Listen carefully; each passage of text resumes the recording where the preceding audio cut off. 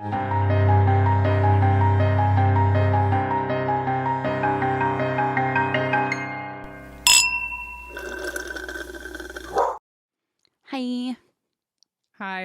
Hi. What is going on with you over there today? I'm excited to record with you today. We haven't recorded in a while. It feels It's like a been, long time. when was the last time we recorded? It Many really was so long. moons ago. Yeah. I don't remember. At least like 14 moons. At least 14 of them, I think. Yeah, that sounds right. It's been a while. So, hi, how are you? I miss you. I'm good. I ups and downs today. I have some Ups weird and downs. like It's 10:30 in the morning. yeah. I've been going through some like weird like extracurricular health stuff this week, and I say that Extracurricular because fun. well, because usually I got my usuals, but something happened yesterday. I'm like kind of panicking about it. I have like some like weird breakout all over my body where like I have yesterday, first of all, I have this is so stupid. I have a really big like pimple on the bottom of my foot. Oh, I know what it is. What is it? You got it from my baby. Did I? Yeah. Because I have a breakout all over my fucking skin right now. What's going Yeah. on? You have hand, foot, and mouth disease. Motherfucker. Oh, no. Oh no. I was like, What oh, is I'm so relieved that what does they that left. mean? It's Is it it's curable? literally a disease. Yes, it's a disease that little babies get, and most adults don't get it because they had it when they were kids. So like it's not usually contracted by adults. So I was Fuck. like, well, the good news is Em and Eva didn't get it. I literally like are you sure that's what it is? It can't just Yes. be like It literally is a rash on your feet, hands, and or face. Remember how her mouth broke out like in that weird rash? okay, but Um I have it only on my foot, but the other yeah, thing is it's all on my head. yes, it's like your face or your head, and then sometimes your torso. It's like your whole body. You just get weird patches of rashes. Um so anyway, sorry. When you said foot, I was like, "Uh-oh, I know exactly what that is." So like what does that mean? Do I have to go get like an ointment or something? Nope, it'll go away in like 3 days. It fucking sucks. It Well, the sucks. doctor said that babies handle it really well, but grown-ups whine a lot when they get it. Well, they're right, Christine. So Because sorry. are you sure I'm it can't dead just be like I promise you because but I didn't even like really like touch Leona when I was around you her. were like it's extremely contagious, like extremely. Like For we don't know where fuck's she sake. got it. And so the fact that you were just in my house near her and you've never had it before, because like I'm with her all the time, but didn't get it because I'm immune to it. Because I had it. My head, do you see Yeah, this? that's Like the I'm one. like are you kidding me? So sorry. I This was is like, because well, of your baby? yeah.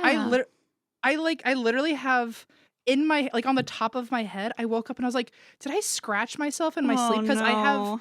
literally at least this is so disgusting, and I've been like embarrassed. I like almost thought about like posting something on social media, being like, if there's a dermatologist out there, can you tell me what's going on? I can Because promise. I have like 20, this is so gross, and there's nothing I can do about it. I have 20 open wounds on my head right now that Yeah, keep they like like are little open crusting over. sores. Yeah. Yeah, fuck, Christine. Well, Well, Leona's went away today and it started when oh, you were good. here. So, but yesterday it started to really go away. So, however many days that is, 3, 3-ish. Is it also in your ears? I have one on It's my just all ear. over. I But had one on my eyebrow yesterday. Hang be on, let me careful get because close. apparently that you get it on your butt too. It's not on my butt. Hang on. Look at my eyebrow. Do you? Oh no, I see it. It's all fucked. I guess you Yeah, can't I see it mean, right I'm telling you, my toddler has had it for days, so I know exactly what it now. looks like. Did you? Yeah, it's apparently just a virus, and it'll go away, and now you won't get it again. So that's good. Great. Is there It anything literally says like it's for children 5 years and younger. I literally, it's all over my body. I'm like, why do I have all these zits? I I'm have them in my so eyebrows. sorry. It's my, like, Remember both. when I created your extracurricular health issues?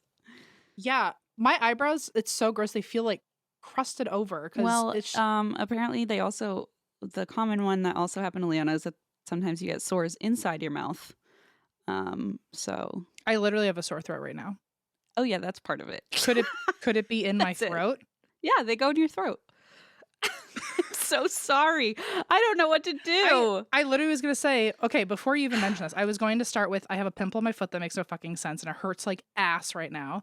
Yep. And because it's deep, like I can't even Yeah, like get they're it. like sores, yeah. And then I've had like since we came back, like a day after we came back, I've had like this persistent sore throat where usually I'm like clockwork with my illnesses where I have a Yep. sore throat for a day. But it hasn't gone away and it's been like 3 days. Yeah. Oh Yep. my God. I mean, you're literally describing it. It says even if you touch toys or doorknobs in a household with it, like it's extremely contagious. But it's like, oh, adults don't really get it off because they all had it as kids. Well, apparently Em didn't. So, and many adults apparently don't show symptoms at all, but some do. So, So does it congratulations. how okay. Well, first of all, I am glad that I have an answer because I was nervous. I was like, am I like having a flesh-eating disease right now? You And sort then of, yeah, okay, but no. super. But I was like, so is this the peak? Is this how bad it Yes, gets? this is it. The rash, you get a sore throat. Some people get a fever, but some people don't. I don't know if adults do or not. I know kids sometimes do. And it just says Ugh. take Tylenol and it'll go away very soon. Do you remember chickenpox parties Ew, what? when like you No, were a no. kid? Like everyone I would just got the put their vaccine. oh. There was also chickenpox parties where like everyone, if you found out someone had chickenpox, all the kids would just kind of go there and just like get it over No, with at one time. that's Yeah. insane. I got vaccinated, but I know kids who all just went to chickenpox parties. And so I was like, oh man, like Well, the anyway. vaccine came out like in the 90s while we were kids, so I don't know. Yeah, I got it, but it was very early days of the chickenpox vaccine. I realized that chickenpox isn't like the craze it was when we were kids because there's a vaccine now, but Yeah, we grew up like it we came were the out in the last 90s, so we were literally like the last couple, oh my years of gosh. it. Well, Um, anyway, I have your baby's disease, but I'm I'm glad that I have an answer sorry, but I because promise it's like very like low. Like I mean, it doesn't feel low key, I'm sure, but it's not like it'll go away very soon. Like probably tomorrow. When did the okay, sores appear? yesterday Yeah. morning. So okay. So yeah, tomorrow they should start to go away. Oh my god, it's I'm so sorry, annoying. I but just like apparently it usually. go ahead. Sorry, there's like a really big lag. I hope it's not my internet. Please stand by. We have to step away and go get wine. Answer the door. Well, We were having some technical difficulties. oops. Where did we leave off? Your baby gave me a disease, and Okay. what now? Okay, so as this was all happening, Eva texted me and said, "Oh no, I have it too." And I hopped on with her when you went to reset your internet. And she's like, "Well, I had this weird, like, but it was the day of our second show, or maybe it was the day you guys left, remember? Because she said, I think I slept funny last night. I woke up with all these like Mm. spots on my face. And but see, now my theory, which Eva does not approve of, is that she got it from my baby on Friday and then gave it to you when you guys went out to that bar the other day. Because the timeline makes more sense. But either way, I started the chain. So Eva. no, You're it was me. so fired. I diseased both of you. I feel so bad. I don't think it was. I don't think it was Eva. Or It I mean, was. it I could think have it been. was I mean, we spent. probably my house. I think it. You were definitely patient zero. I think. I don't know if it were Eva. I spent 99% of my time with Eva on that trip though, so it could have been. But it wasn't at the bar that we just went to. I've had I this know, sore yeah, that throat for doesn't. like days, and it's Yeah, killing it me. would have been earlier than that for sure. But yeah, I feel so bad because Eva even came over and said, "Oh, I must have slept funny. I have this weird rash on my face," and I was like, "That's strange." Yeah, but Um, I like. Wow, I wish it would go away as fast as hers because mine are truly like just so well, gross and hers open. started like Saturday or something, like whatever day that was. Right. Either way, it's not too fun right now, and I'll remember this one day for when your baby needs a favor from me, and I'll be like, Aha, wow, yes, yeah. that will happen, I'm sure. So anyway, I apologize. I really was like, oh well, if they're sick, like I'm sure I'll hear about it. Cause like you guys, well, you knew Leona was sick, so I was like, oh well, it makes sense that you would be like, hey, what was Leona's illness when she had a giant rash on her face and also had a fever. I just, Remember? I mean, I remember her having a rash. I never thought she was like sick. I know you said she was sick, but I never like saw any signs of it other than having a rash. And I don't know enough about Oh, I mean, babies she to had, like. remember, 102-degree fever that night, which is why I was Oh crying yeah. at the venue. Yes, you're right. Yeah, but I don't expect you to, keep track of my daughter's health. But anyway, I just was like, oh, well, they knew she was sick. So if they have some weird disease, they'll probably call me. But It's I'm glad fine. I got to find out now I'm on the glad. show. I'm glad I found out on the show what it was because I really was about to like go to urgent care or something, and that would have been so much more embarrassing. Um, you know, Yeah, because you would have been like, oh, I'm in so much pain. They would have been like, this is a baby disease, a toddler rash. if the pain is the same as what Leona was feeling, I get why she'd cry. Oh, she was freaking miserable. I mean, she Yeah. was, but she's also a baby. So I was like, well, I'm sure any discomfort is gonna, Like I even have them like on my hand and stuff. yeah, Like that's why it's called hand, foot, and mouth. hand, foot, and mouth. I'm gonna Google it later. Yeah, I you should. had no idea it even was a thing. Well, Yeah. anyway, that's why I drink. Are you doing good? Are you healthy? That's perfect. That's why I drink. I don't even have a single pimple on me. So Well, I really am just thankful I know what it is. That's so much better because at least I can prepare for the rest of it. But anyway, I don't know how to get away from this. I feel like any parent out there is like knew what it was before you even like finished the thought. All I said was pimple on my foot, and Yeah, but I well. mean, I don't know. Yeah, I guess the moment the pieces clicked, it was like, oh yeah, that matches up exactly. I don't know. I'm just sorry about it. I feel It's really fine. bad, and You I didn't hope you know. feel better, and I hope you don't have a fever. I don't know if I have a fever. It's just so weird that like I'm not getting like 90% of it is in my hair. It's just so gross because there's like open sores in my hair. So like it's really like I want to wash my hair, but then the shampoo burns. Like it's. Ugh. But then if I don't wash my hair, I'm like my head's just like full of like pus. It's so gross. It's so fucking Okay, gross. well, I just Googled it, and so apparently this is like definitely a thing. Getting it on your scalp, and I'm sorry. That's okay. It's not your fault. I mean, well, it is your fault, but you didn't know. I didn't know. I would not have let you come near my home if I knew. It's okay. It's really not that big of a deal. It keeps showing up. It's like on my hands. Really. Okay. Well, I don't know where to go from here or how to get out of this. So This is you just do a a topic spy. change. My new counselor, my new therapist told me to go to he basically had me create a happy place. So when I'm like spiraling, I'm like, okay, I'm going to go there. So maybe that's where I'll go for the time being. Okay, I'll have to find a happy place too while I'm at it. Cause Yeah, don't find it, create it. That's what I learned. Sure. I have an iced coffee in my happy place. Do you? Mhm. I have you know what? Today I think I've got myself like a cup of strawberry milk. Oh, I love strawberry milk. It's pretty good. I might do a little swapsies sometimes. Like maybe I'll be like, today's a strawberry milk kind of day. It's pretty good. You know what I can't fucking stand? Banana milk.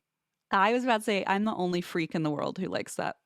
You're really I just know. ill. I You wasn't won't even- drink normal milk, but you'll have banana milk? Absolutely.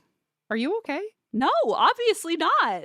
That's unreal. I have to go to my happy place several times a day to drink strawberry milk. I'm obviously not okay. That's fair. Okay, that's a good point. Oh boy. Okay, well we brought it back. We brought it back, Christine. All right. Your turn. So, well, I have what I think is a really good story. I don't know what anyone else will think, but I'm excited about it because this stemmed from our last conversation, which I think it was during our after chat, or maybe it was the actual episode. But it's been a while now, and we were talking about it came up kind of organically about if you live in a certain state, if they have to disclose if it's haunted or not. Oh, yeah. And Blaze was like, there's no way that's true. So I still am unsure about California because the frame of reference I was going with last time, where I was really convinced of it, is that nothing ever ended up happening, but we sporadically, Allison and I saw a house we liked and started asking questions. Of course, one of the questions was, is it haunted? And then nothing came of the house, and we're still in our roach infested apartment, so relax, everybody. But the guy, the realtor was saying, oh, as of a few weeks ago, if you ask, I have to tell you in But like, California. okay, but I have so many problems with this because it doesn't make any sense. Because legally, how could you ever uphold that? A, because like you So, just say there's no such thing as ghosts, so it's not haunted. The end. And like okay, well, B, you're about to get a whole episode about it. okay. Because Blaze literally went on to this like long rant, and I was like, Blaze, I don't know what to tell you. I agree with you, but M kept saying, I know, just trust me. So I trusted M, okay? And Blaze was like, well, and so now I'm glad finally that this isn't my fucking problem anymore.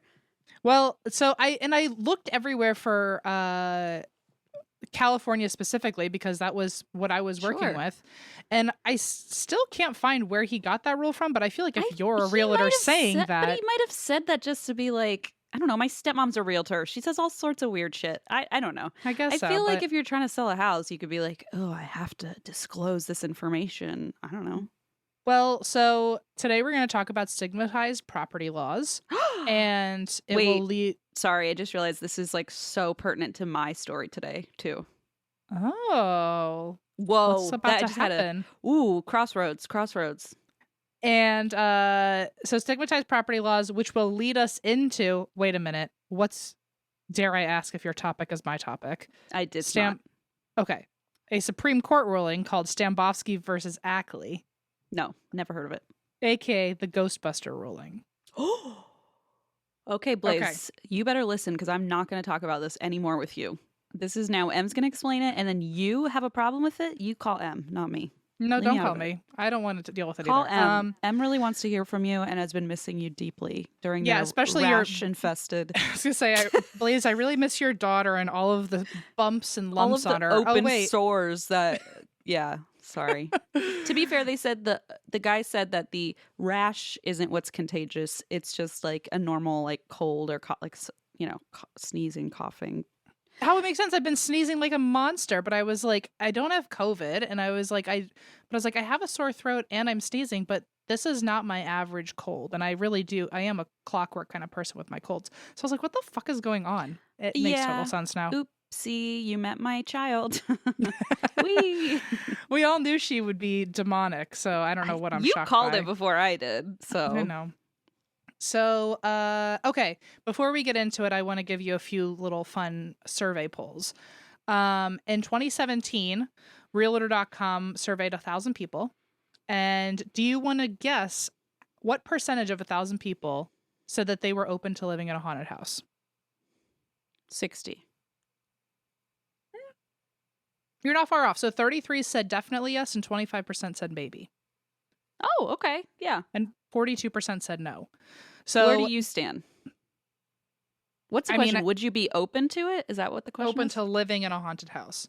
I guess maybe is the safest answer because it's like Yeah, how haunted give are we me more talking? details. Yeah. Yeah. Yeah, it's a maybe for me also. Me I too. would have to know what the worst was. Yeah, you like I know? don't want to live in like a axe murder, like a family annihilator's house or something horrific, but it's like, oh, but if there's like a ghost of a kitty cat running around, like fine, Yeah. I don't know. So 92% of people who said yes, so 92% of 33%, I guess. 92% of those people said that they would want a perk for staying in a haunted house. Me So- too, like a ghost cat. I mean, it's built in. Well, they were saying that they either wanted it to be in a really good neighborhood, they wanted extra square footage, or they wanted the price to go down in order for them to say yes. They're like, build an addition onto this house and then we'll talk. Like, seriously? Exactly. Okay. So weird. Okay. Of all the people who said yes, only 20% of them said they would be okay. This might go more to your question of like, well, how haunted are we talking? Sure. Of all the people who said yes, only 20% said they'd be okay with like harder evidence, such as being touched and objects moving. Okay, So, that's fair. Yeah. Like, getting touched in your home, like, I'm surprised so many people said yes to that, honestly. I would not. I don't want think I would that. either. I like things moving fine, but like touching me? No. Then they asked, would you live somewhere where someone died? I mean, I'm sure we all have, and we just don't know it. I think I would still be, because again, I'm like, how bad was the death? Like, was it violent? Oh, and sure. gruesome? Well, I guess, and yeah. 47% said yes, 27 said maybe, and 26% said no. The 26%, they think, I mean, like I feel like 100 years ago, like everyone died in their house. You know what I mean? Like, so Yeah. if you have a house that's older than a certain amount of time, it's like, well, probably people died there. So I would like to see Read these. your house. Yeah. Yeah. Well, yeah, exactly. I don't know, but And then the last survey I'll talk about is a year later in 2018, Realtor.com did another survey that said 34% of those selling their house to a buyer, would disclose on their own that there are ghosts. 34%. Without being mandated to. Interesting. And then 27 other percent said that they would only disclose that to a buyer if they were asked by the buyer. Where would you stand? I think I would gauge my own relationship with the ghost before I just like started telling people. Yeah, because it's like, like some people don't care, don't believe it, don't want to know it. I don't think I would just like blurt it out at everybody. I don't know. Yeah, I think I would. It depends on how well I knew them already. But if it were a stranger and they asked, I would say something. Yeah, me too. But I don't know if I would start with that because I don't know where they stand. You know why I would tell them? Because then if they moved in and they called me in a year and they were like, something strange is happening, I'd be like, now we can combine forces and tell our story, you know? Yep. Well, that makes sense. I mean, that even happened to you twice now where you had those neighbors at your house that told you it was haunted. And then you had that guy on the street say it was haunted. Yeah. Oh, yeah. Good point, Em.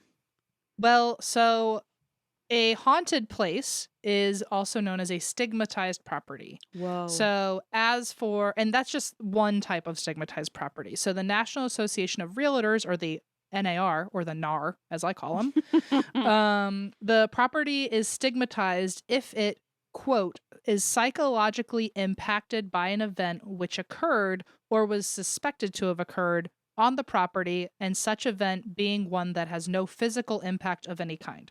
So basically that means there's no physical evidence of this, but you have stigmatized this in your mind because of something that may or may not have happened. So mentally people have a predisposition about it in some way or another. Okay. So this includes houses that are haunted. It also includes, and this is just this is not a perfect list. This is just some of them. This is houses that are haunted can be stigmatized properties. Houses or buildings that have had deaths on site. A building that a famous person lived in. Or if it was a movie location, because it's still, you still have to deal with the traffic of fans coming. Or let's say if it was a famous person that lived there and they had a stalker, they could now be approaching your house. Oh, so I didn't think of that. If a sex offender lived there. Sure. Or if a sex offender lives nearby. If the house was the site of a cult or a notable crime. Oh, jeez. If the house was a former drug lab. Or if the property had any major environmental issues. So, like a house that is near Flint with water contamination issues. Oh, sure. Oh, my God. Wow. That's a lot of options. Yeah. Also, if the house was ever abandoned and had regular illegal activity at one point that people might now be afraid is going to persist. Sure. Makes sense. So those were just a handful of them. And some of these stigmas, it's state by state, but some of these stigmas are demanded to be disclosed. And it's usually the ones that have any material fact to them. Okay. So if your house was abandoned for a little bit and there was like illegal activity going on inside the house and now you're wondering if that's going to continue. Right. Okay. What's another one? If you're if there was a murder, maybe? If there was a murder, well, not everything has to disclose if it's a murder. It's more if the material facts can physically impact your home or physically impact you. So let's say that it used to be a former meth lab. Right.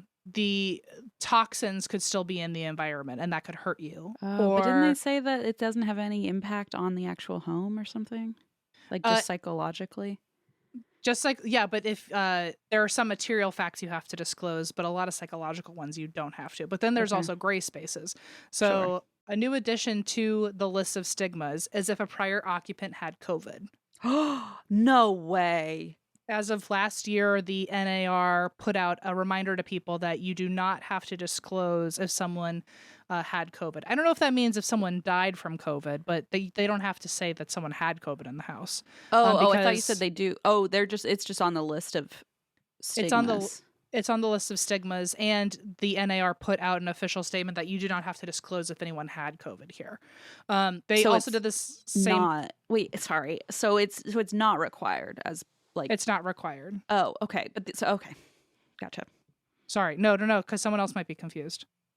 Okay, so sorry, just to clarify, like, this is just what defines a stigmatized. So why would they add that to the list if it then doesn't actually impact selling a house? Because it would be a stigma if people knew about it. Oh, if you found out. Okay, if people found out, people got might you. be freaked out that there was COVID in the house. Okay, I see. Okay, but then they said, like, across the board, across the country or whatever, you don't have to disclose if someone had COVID here. Okay.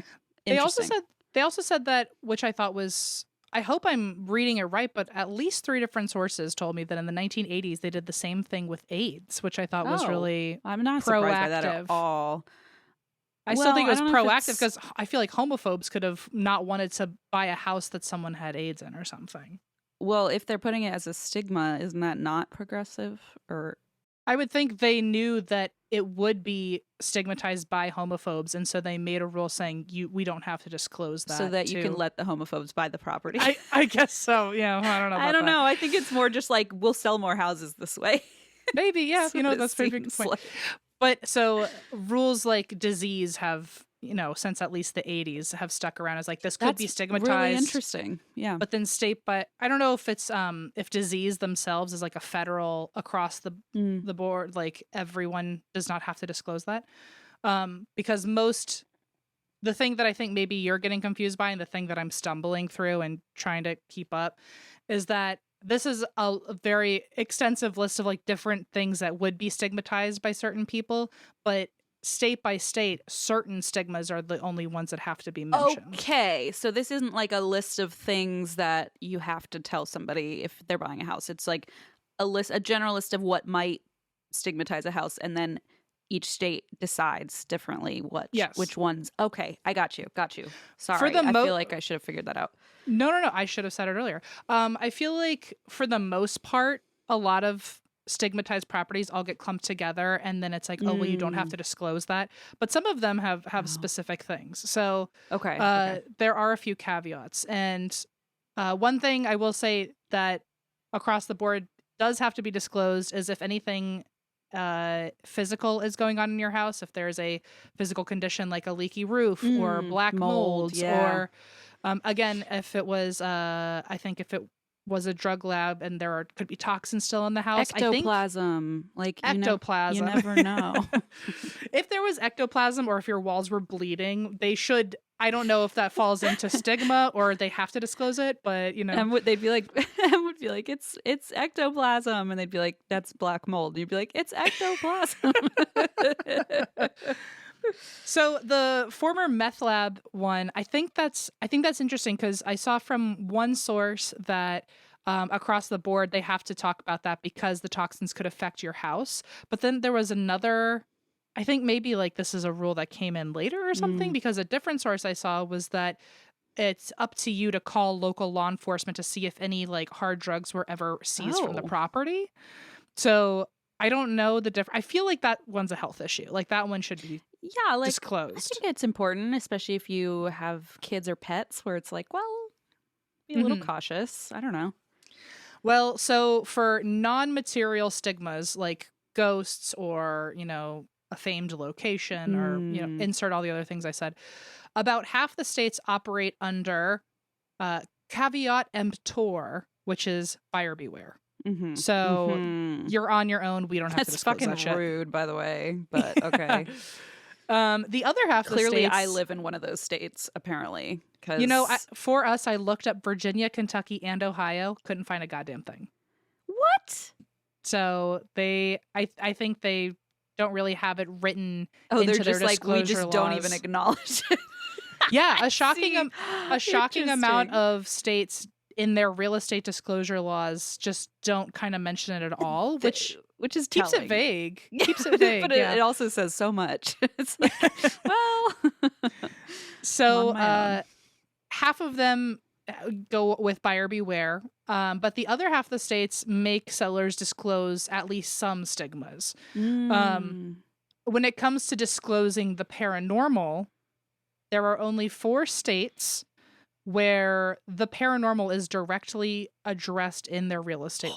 Holy shit. Blaze. Blaze, seriously, Blaze, stop yelling at me about it. I'm just trying to have a cup of coffee in Do the you morning. want to guess what the 4 I would are? love to. I would love to. California is shockingly not one, which I really thought was going to happen Well, after maybe he said like, oh, as of a couple weeks ago, maybe it hasn't updated it yet. You know? Yeah, and Maybe this it'll be- information, by the way, is from a 2019 analysis. Oh, so maybe maybe we're adding California to the list. It sounds Yeah. like it based on that guy that I yelled at earlier, and I'm sorry, guy. I'm sorry, I take it back. Louisiana. You know, that was my literal first guess, and no. No, because I thought, well, because you walk They're around so New Orleans spooky. and there are all these signs that say not haunted, for sale. And you're like, Mhm. oh, well, that's weird. Why would you specify? I guess it's just New Orleans. I feel like if you have to disclose that things aren't haunted, then maybe you Exactly. should also Maybe you should move to another city because you're really not in good hands if you're in New Orleans and looking for a non-haunted house. I wonder if in Louisiana they just don't even put it into the disclosure agreements because they're like, we already know it's not Oh haunted. yeah, it's like it's too far. It's a moot point. We Moot can't. point. Right, it's a moot point. It's a moot point. We can't rein it in. What was I gonna say? Okay, so it's not Louisiana. Well, I was pretty confident about that. So You're not gonna guess at least 2 of them. They're very Nebraska, random. Michigan. Now I'm just saying random. North Dakota and Oklahoma. I thought you were gonna guess one of them just now. Minnesota is one of them. Damn, I was gonna say that, and I thought, no, that's too. I don't know. That came too early to my brain. Okay, interesting. Minnesota, Massachusetts, which Really? I hang in there though. Hang on. So Okay. Minnesota, Massachusetts, New Jersey, and New York. What? I know. I didn't see it coming either. I didn't But see it. here's the thing I really didn't see coming. Right under Louisiana, I would have guessed Massachusetts because of Salem witch trials, and they're all Sure. about being spooky, and Boston is so old, and you know. And what's her name? Was that Massachusetts? Lizzie Borden. Lizzie Borden, yeah. Yeah. So I thought, oh, if Massachusetts wrote this into their real estate law, it's got to be that they're proud of the ghosts. But Massachusetts and Minnesota, they only directly address the paranormal in their real estate laws for disclosure reasons, to straight up tell you that no one needs to disclose anything supernatural. Aha. Okay. Well, but again, it's the opposite side of the coin for Massachusetts. It's like, yeah, all this scary shit happened. We are not trying to lean into this. Let us be a normal state. You know Yeah. what I mean? Like trying to get away from it. Wow, that's fascinating. So the other two then. So New Jersey, they have it in their laws that a seller must truthfully tell a buyer if asked. Blaze. Wow. If asked. If asked. They don't have to say anything unless asked. But that means if you're in New Jersey looking for a house, you better fucking ask. You better ask and then email us because I want to know. And then move in there and then email us. Wow. And same with New York? So in New York, they have a very specific clause that is the courts can reverse a home sale if the seller, this is very specific, they can reverse a home sale if the seller, this is a quote and then I'll summarize. Sure. If the seller, quote, creates and perpetuates a reputation that the house is haunted and then takes unfair advantage of a buyer's ignorance of the home's reputation. I see. So if the buyer has no idea that this place is notoriously publicly haunted, they are able to go to court and fight to get out of the contract. Whoa. As of 2019, there are 9 other states that have disclosure laws regarding death on the property. Is that because of Amityville? Sorry, I'm just like thinking about New York. I don't and I'm know. like, it makes sense Oh. if you're like, you can't just sell Amityville and not tell the person that this is Amityville. It does sound very Amityville, but the reason that is such a specific law is because of the Ghostbuster ruling, which we're going to get into. Oh, okay, perfect. We already know. Great. So as of 2019, 9 states have disclosure laws regarding the death on a property. And California, I guess, is the strictest, which I did not see coming, but sellers must disclose a death within 3 years, which is the widest gap that anyone has to disclose anything. Okay, So, I can understand that. and I think it's any type of death, because a lot of these laws or disclosure laws in different states, like it can be general death, it can be suicide, it can be homicide, it can Wow. be violent Oh, crimes. suicide So, too, of course. Like that would be very stigmatizing. yeah. Wow. So, California, I think sellers must disclose any death within 3 years. Wow. Okay. Alaska you have to disclose a death within 1 year, and South Dakota, according to all sites except one, South Dakota says that you have to disclose only homicides on the property. Oh. And then I saw another source that said homicides and suicides, but not Okay. general death, not death from something else. Oof. So, and then in Connecticut, Delaware, Georgia, New Hampshire, New Jersey, Oklahoma, and South Carolina, you must disclose a death or stigma on the property, but only if asked. Wow. And I don't know, I feel like death or stigma, I feel like that could be vague, because like since those 4 states deliberately put paranormal in their laws, if the others didn't and just kind of have like stigma as like a vague term, I wonder if you can still avoid talking about hauntings or things like that. Like which stigmas are the ones you have to answer it feels if asked. vague, like you said. And then Arkansas, Colorado, Florida, Hawaii, Idaho, Indiana, Kansas, Louisiana, Michigan, Mississippi, Missouri, Montana, Nevada. We're going to get in trouble. No, it's Nevada. New Mexico, North Carolina, Oregon, Pennsylvania, Rhode Island, Tennessee, Texas, and Utah all have similar statements that sellers don't need to disclose anything purely psychologically as a stigma. Okay. They all have similar statements that sellers don't need to disclose non-material facts or any occurrences that have had no effect on the physical structure of the property. Okay. Wow. So what a dance. So what a dance. I mean, whew.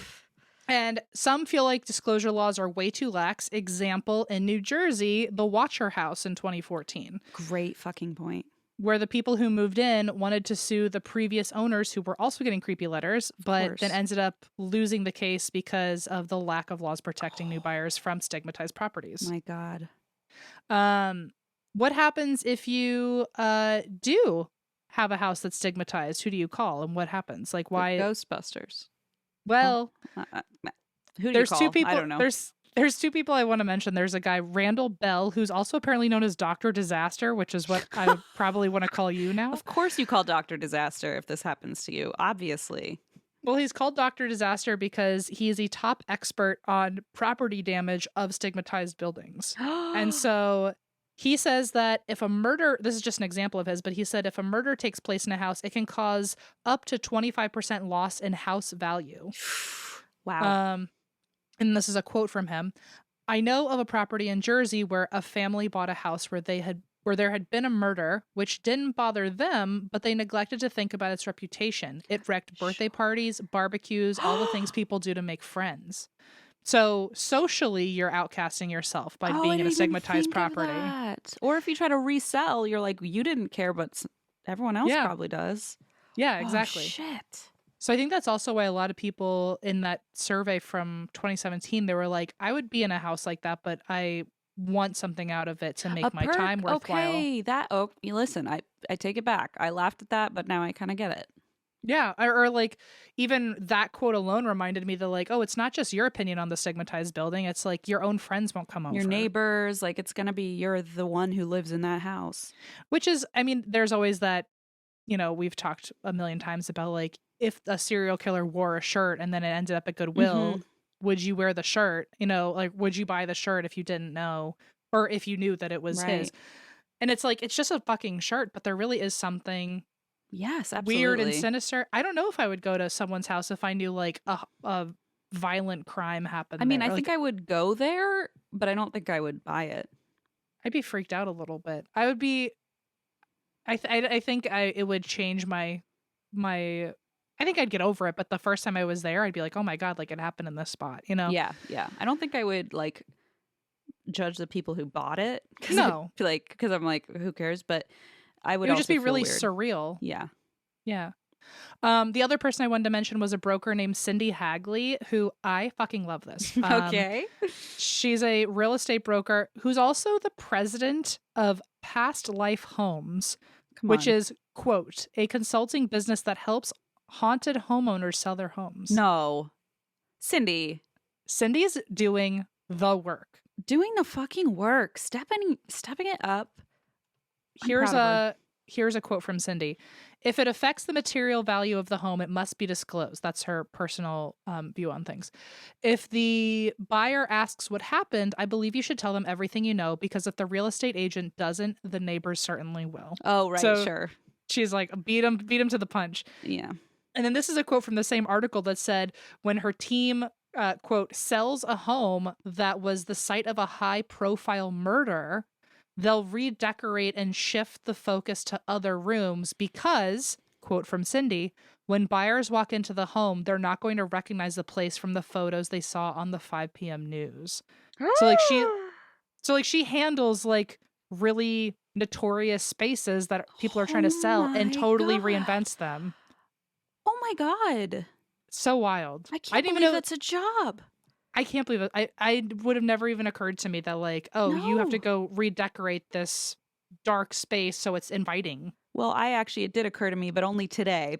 And we'll get to it when my story comes up because I literally thought about this before our Zoom today. This is freaking Oh my me out. God. Yeah. Okay. Well, so some haunted houses can actually make money off of disclosing their history. Read Lizzie Borden house, like you Sure. mentioned, or any house in New Orleans. Right. But not all properties will sell that way. So how do you know? What do you do if your house is a stigmatized property, or how do you even find out if that's the case? Because in some states, they're not going to tell you. Right. So there are websites where you can get records of the house. There's a website called Died in House. Yes, which I have shouted out several times, people. Mhm. But I put mine in, and it was like, nope. But then it was like, oh, we don't have a record of this property, and I was like, I just paid $10 for this. Yeah, they will take your money before telling you whether or not your location or your address is even in their files. I feel like I shouted it out, and then I tried it and was like, wait, this isn't that.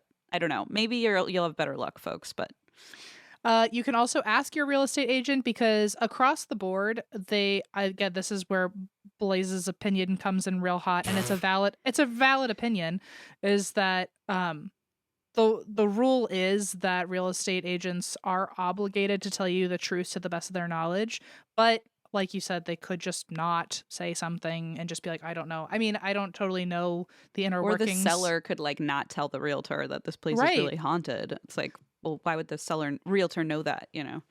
Right. Well, yeah. So I think their duty is often to tell the truth to the best of their knowledge. So maybe they don't know, but you know, that's another great example. It's like you could ask your real estate agent, but maybe they don't know, so that's not helpful. Right.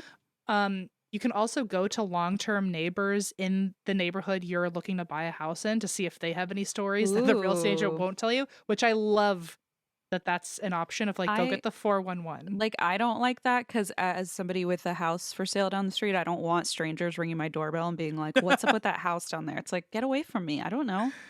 Well, I don't love that, but like, you know, if you're that type of person, folks, go for it. But I'm not ringing anyone's doorbells. I think it depends on the house that was up for sale. I feel like in my old neighborhood, if someone came up to our house and was like, "What's going on with that family?" I'd be Okay, like, that's "Oh, fair. let me tell you."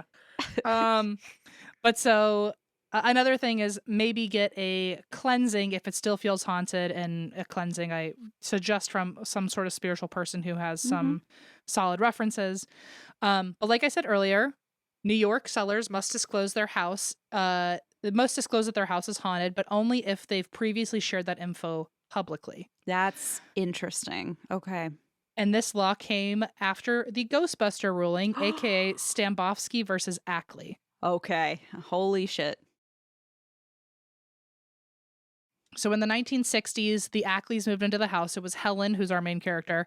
She was married to George, and they had 4 kids, Cynthia, I think another George, and then Kara and William. The house was at 1 Lavetta Place, and I think it's actually still called like the Lavetta House or the Lavetta Haunted House or something. Lavetta Lane.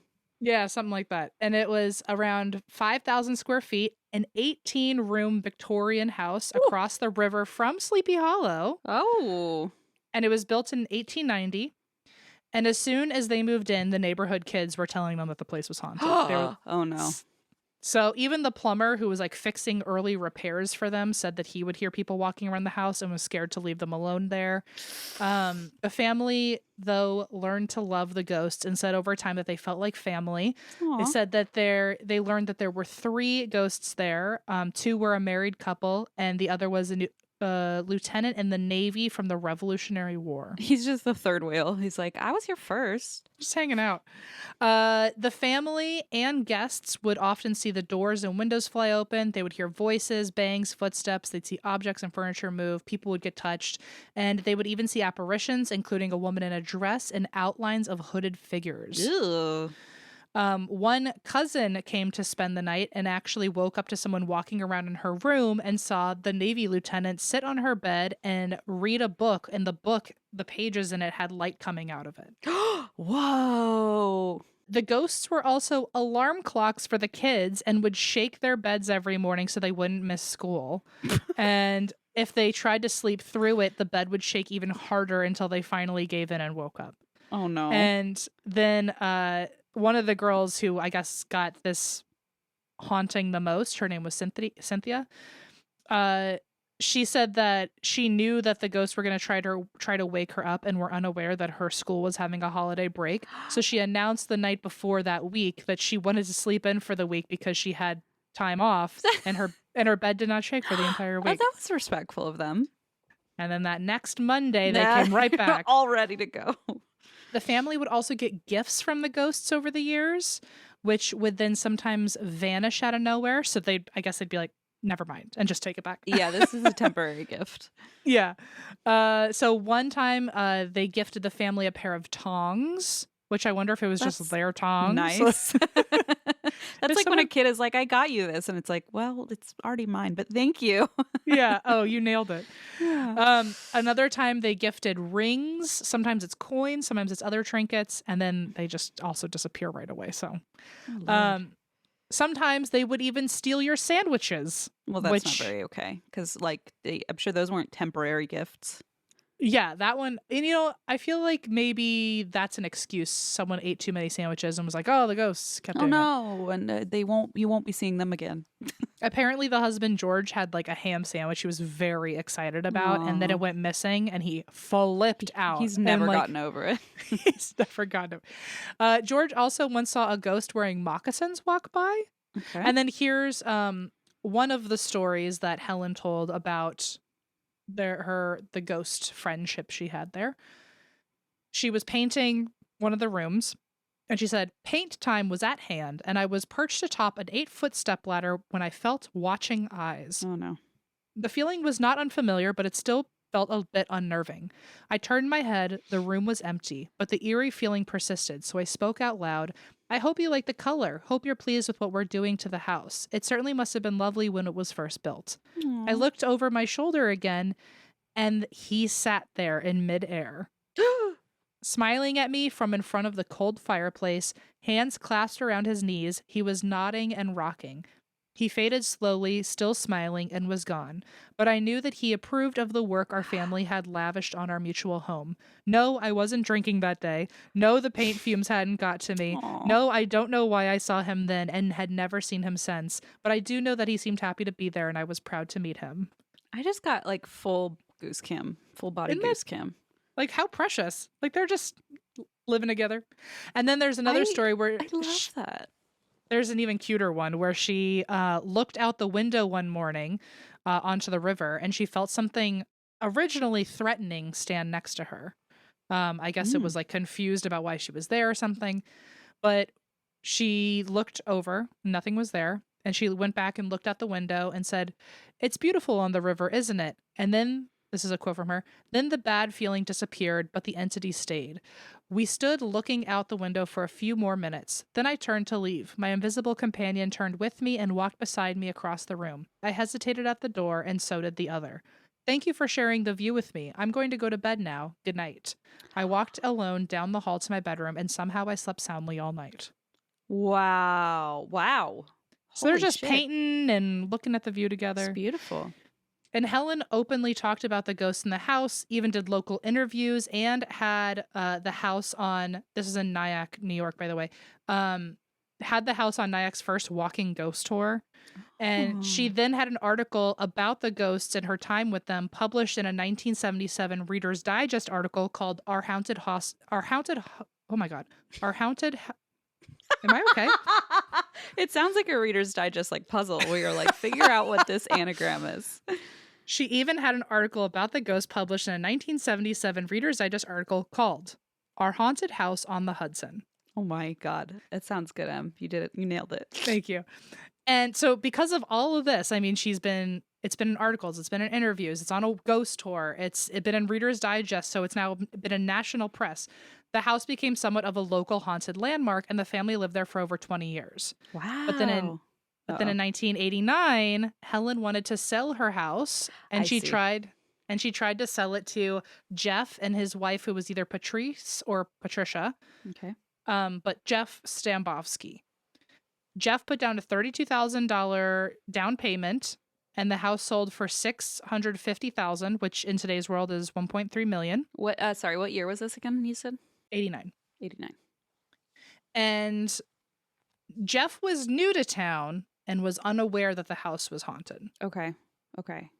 Some reports say that Helen and her agent made sure Jeff knew before signing that the house was haunted, but Jeff claims that did not happen, and he only learned about it when a local in town said, "Oh, so you bought the haunted house." Intriguing.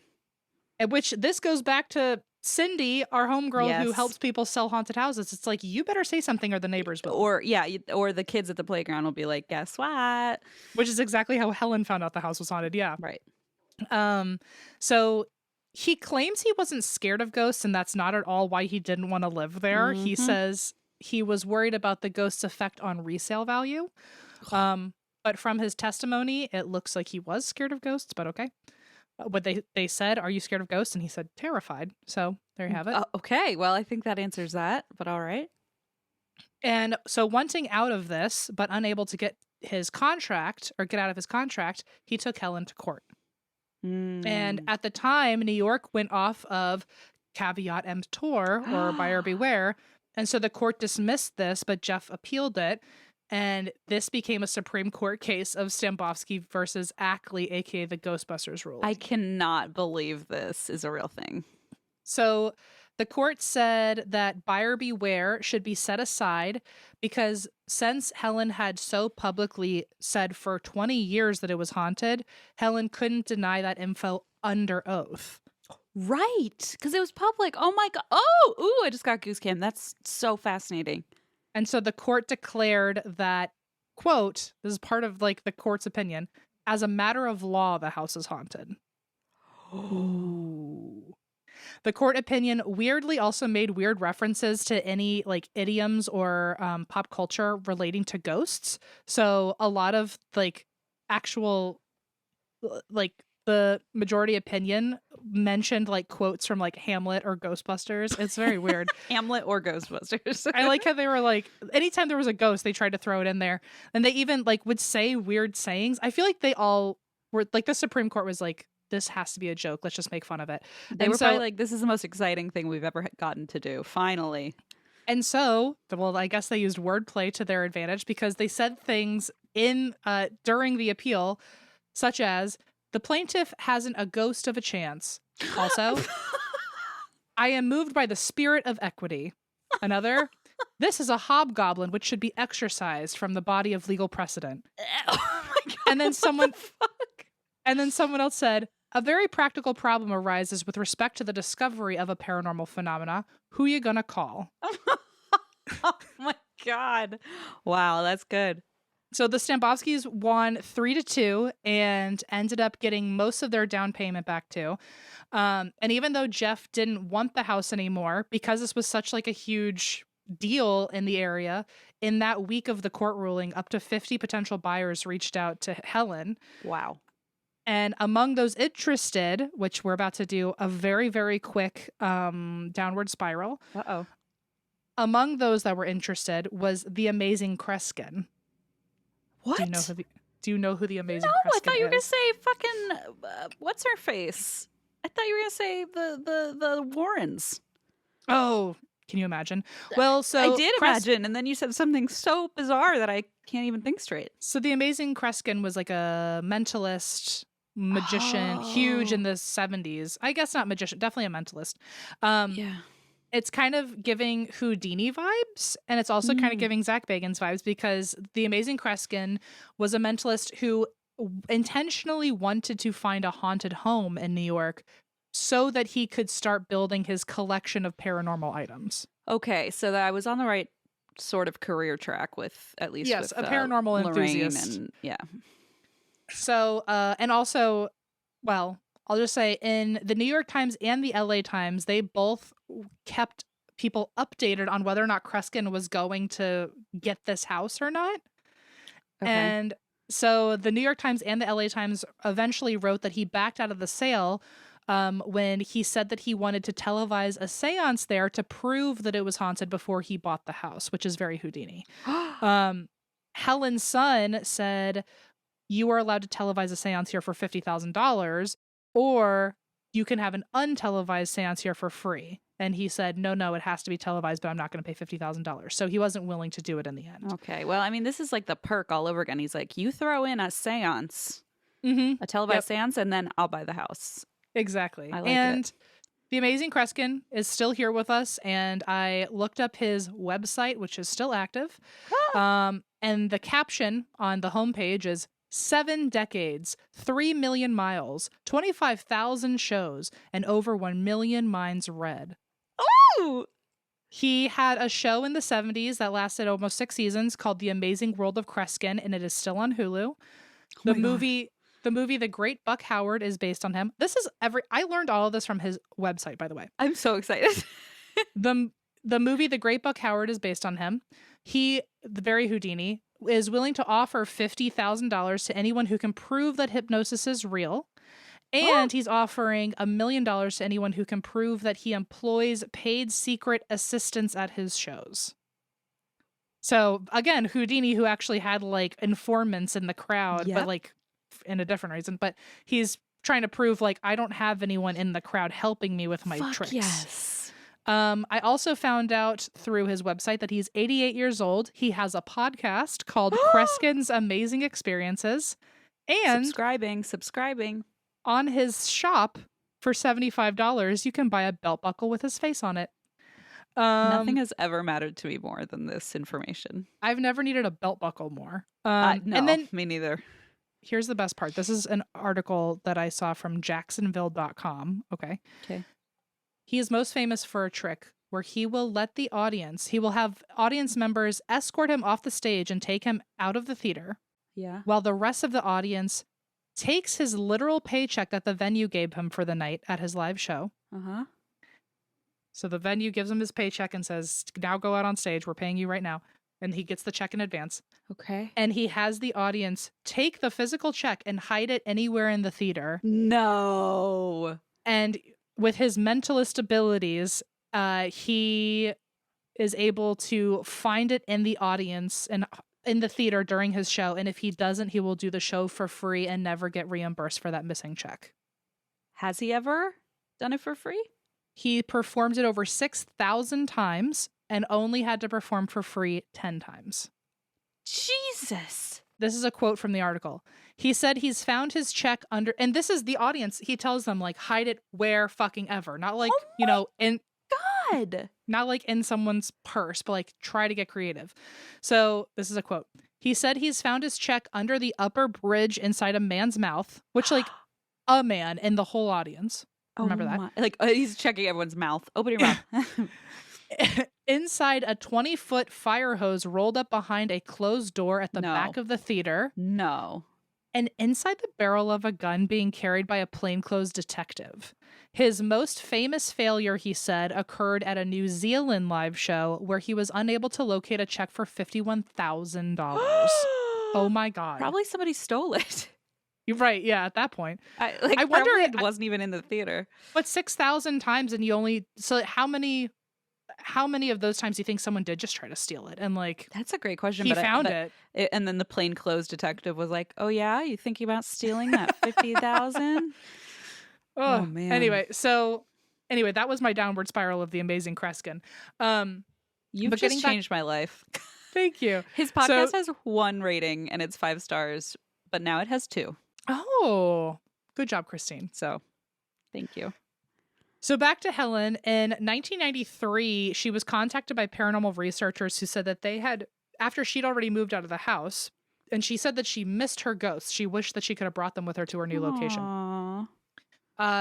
These paranormal researchers reached out to her and said that they were able to make contact with the spirits that she used to live with, and found out that the spirit couple, their name was Sir George and Lady Margaret, and that they were not as fond of their new owners, and were thinking of moving on.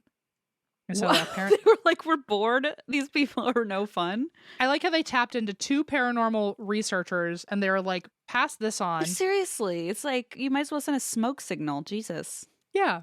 Well, 2 years later, those 2 paranormal researchers, Bill Merrill and Glenn Johnson, wrote a book about their findings of these 2 spirits, and called it Sir George, the Ghosts of Nyack. In 2003, Helen died in Florida, and some of her kids think that she moved back to the old house to be the new resident ghost.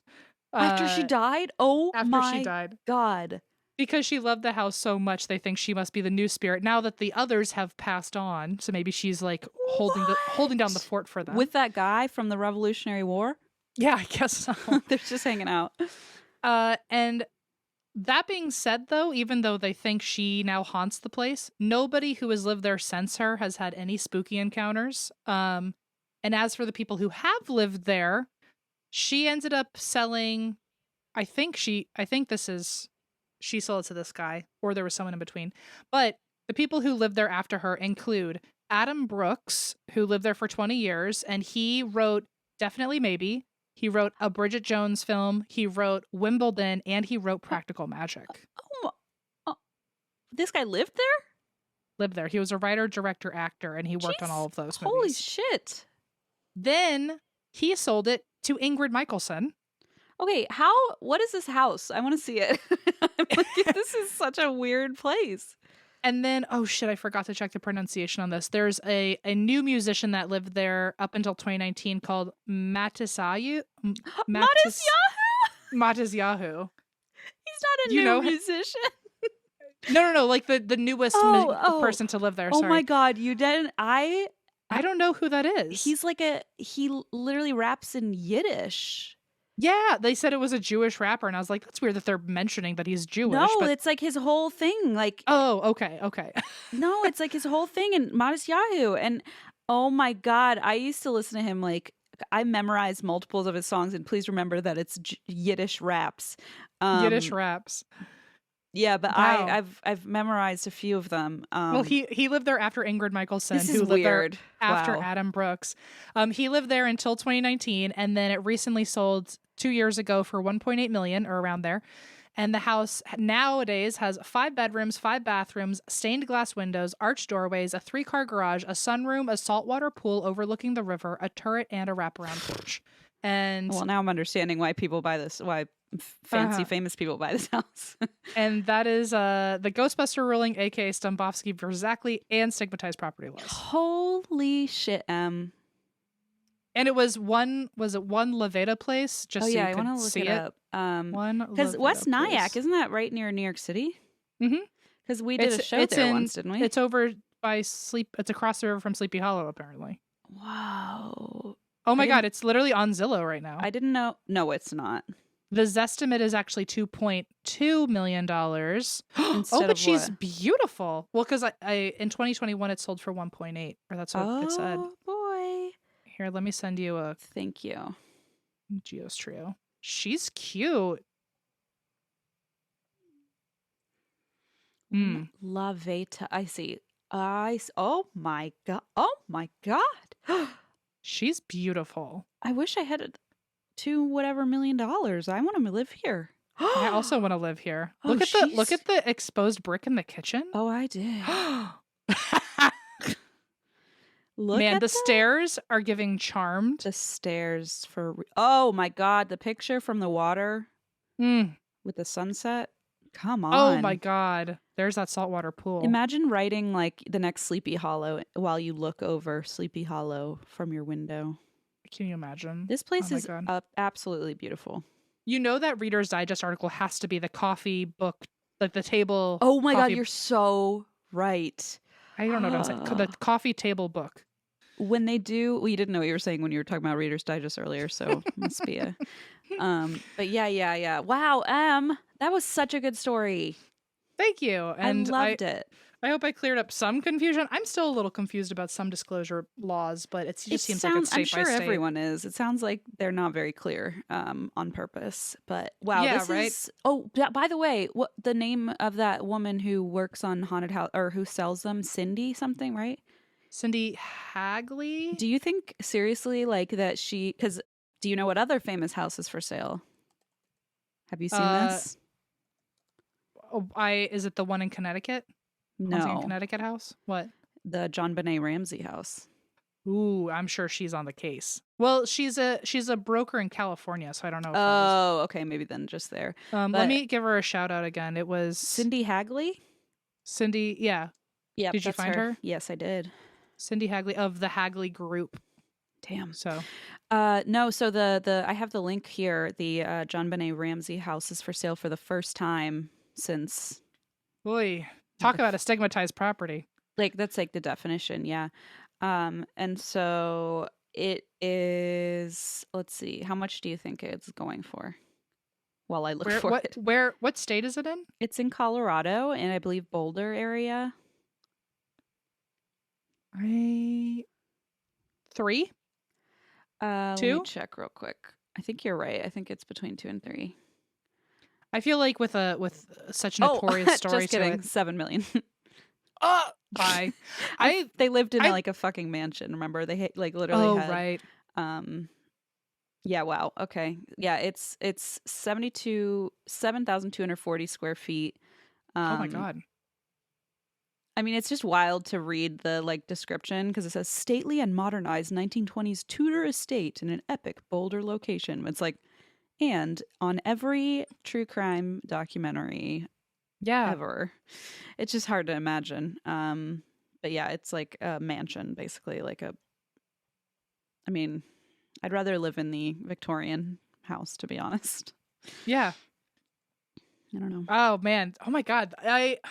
I kind of wonder if they're going to have to do like a screening process on people who live there because I feel like it could be a lot of people who think they're going to like try to solve a crime or something, you know? I mean, I guess do what you want in your own house. That's a disturbing. But that's true. That's a disturbing thought. But it's about their child, you know? So it's like, Yeah. do what you want in your house, but like, it's our kid that died. I don't know. Wow. I know. Ooh. I know. Yeah, it's wild. Quick side note also, because I just read the article more thoroughly about the John Benet Ramsey house, and I wanted to correct my mistake, which is that the house was sold in 1998 by the Ramseys. That was the last time it was sold.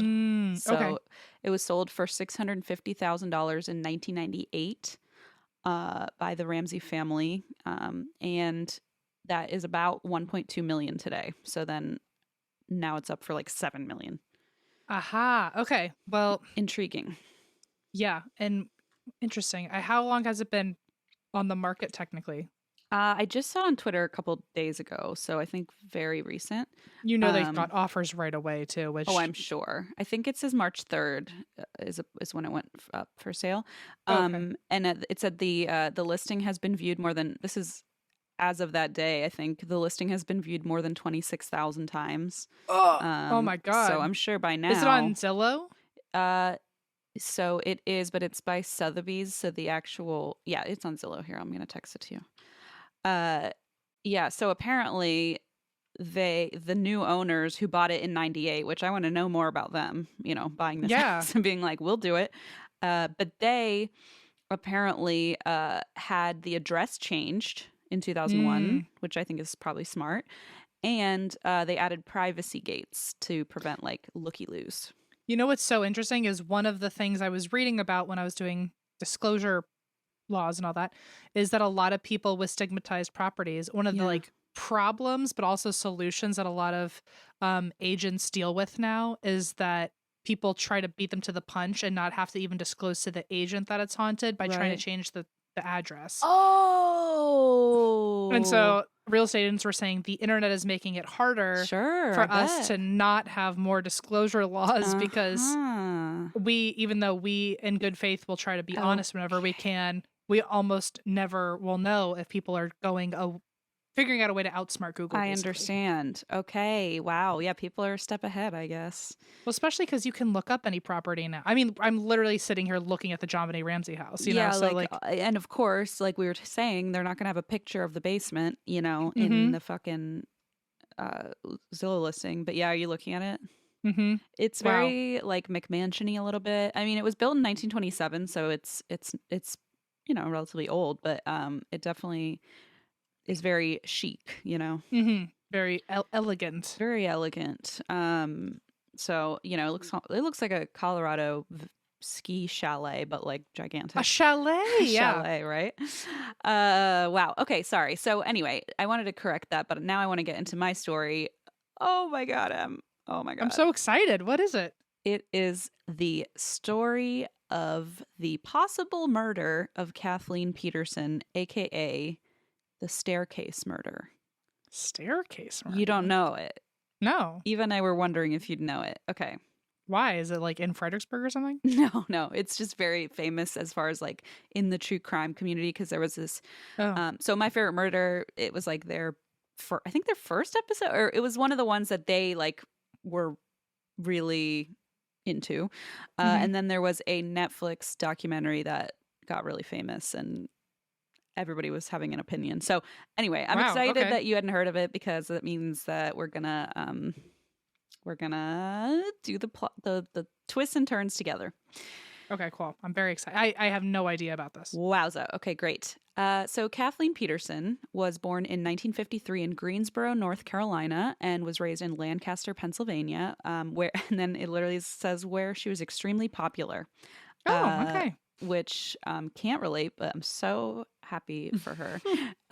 She was voted Girl of the Year and Lancaster Lass in the 60s. I love when towns have a little, I do too. an award to win. And like being next to Pennsylvania, I'm pretty sure Lancaster is like Amish country. Mhm. I think so, yeah. So that's a very interesting dichotomy there. If you have like your pageants and your Lancaster Lass. I don't know. It seems like an interesting side by side. What would your local town's competition be? What would the name be? Oh, the Cincinnati Sinners. Nope, that can't be it.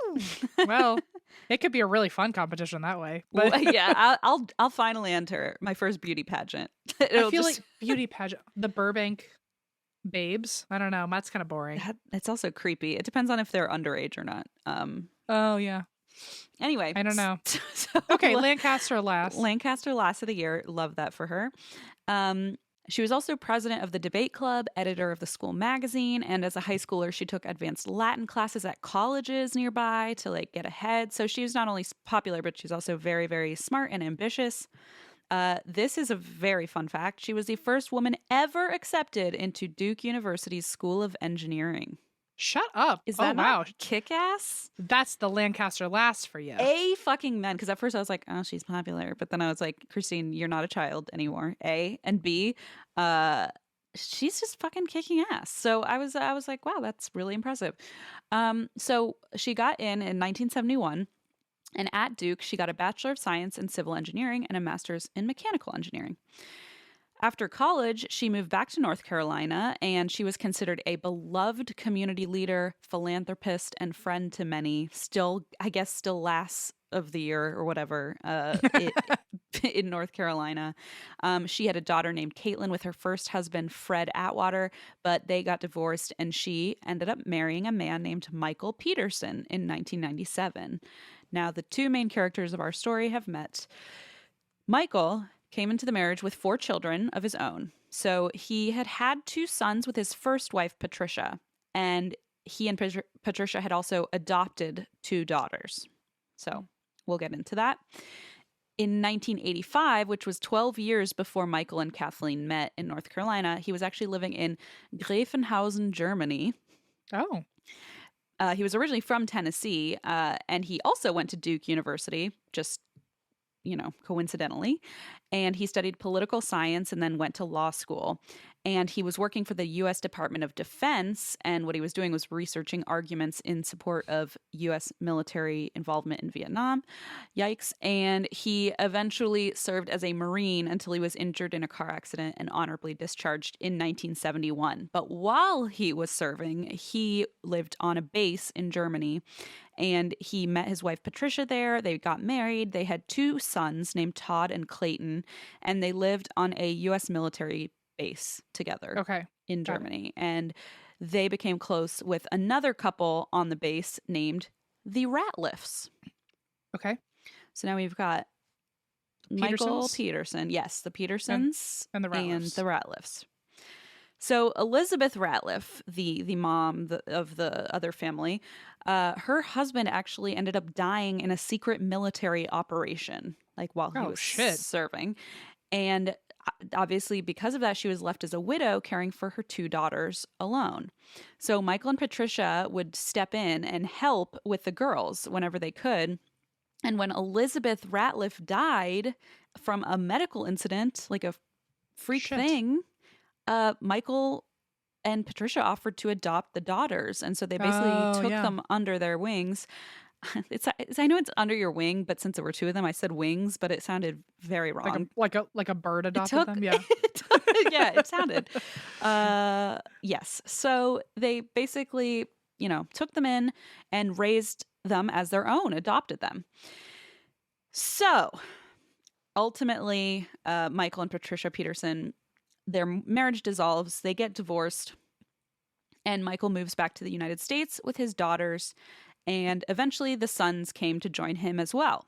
So he has his 4 kids. They settle in Durham, North Carolina, and this is where he meets Kathleen, who's the first heroine of our story. Okay. That we talked about earlier. And the 2 of them got married and then combined their blended families in 1997. So we've got an almost Brady Bunch thing happening here. Except a lot scarier. Except a lot scarier. So Michael and Kathleen were considered like a perfect match. Kathleen, as we said, was a businesswoman, an engineer, a philanthropist, community leader, very popular. She was the Lancaster Lass, for crying out loud. Michael himself was a respected veteran and a successful novelist who apparently once also ran for mayor. Oh my God. So they are just very eclectic, very successful, very power couple. Power couple, exactly. And all the people around them thought so too. They had a friend whose name, I'm going to say Nick Galifianakis because it's spelled like Zach Galifianakis. And I don't know if he pronounces it in a different way, but I'm just going to say their friend Nick Galifianakis remembers, quote, "I thought that they were an extraordinary couple, a loving couple. They had all the appearances and trappings of happiness, totally compatible with one another."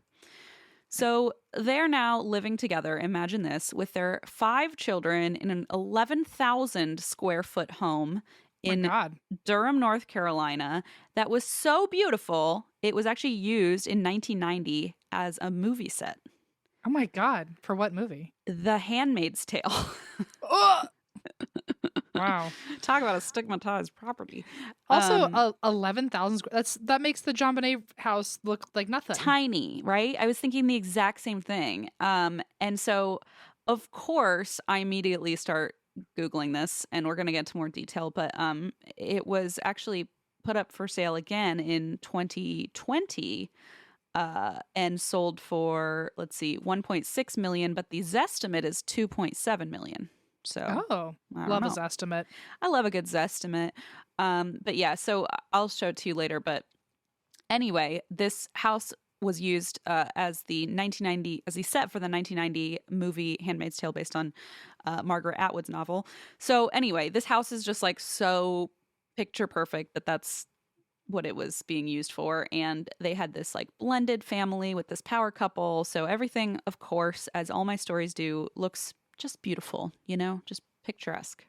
Picturesque. Love it. So it all was picturesque until December 9th, 2001, when everything fell to shambles because at 2:40 a.m., Michael made a frantic 911 call.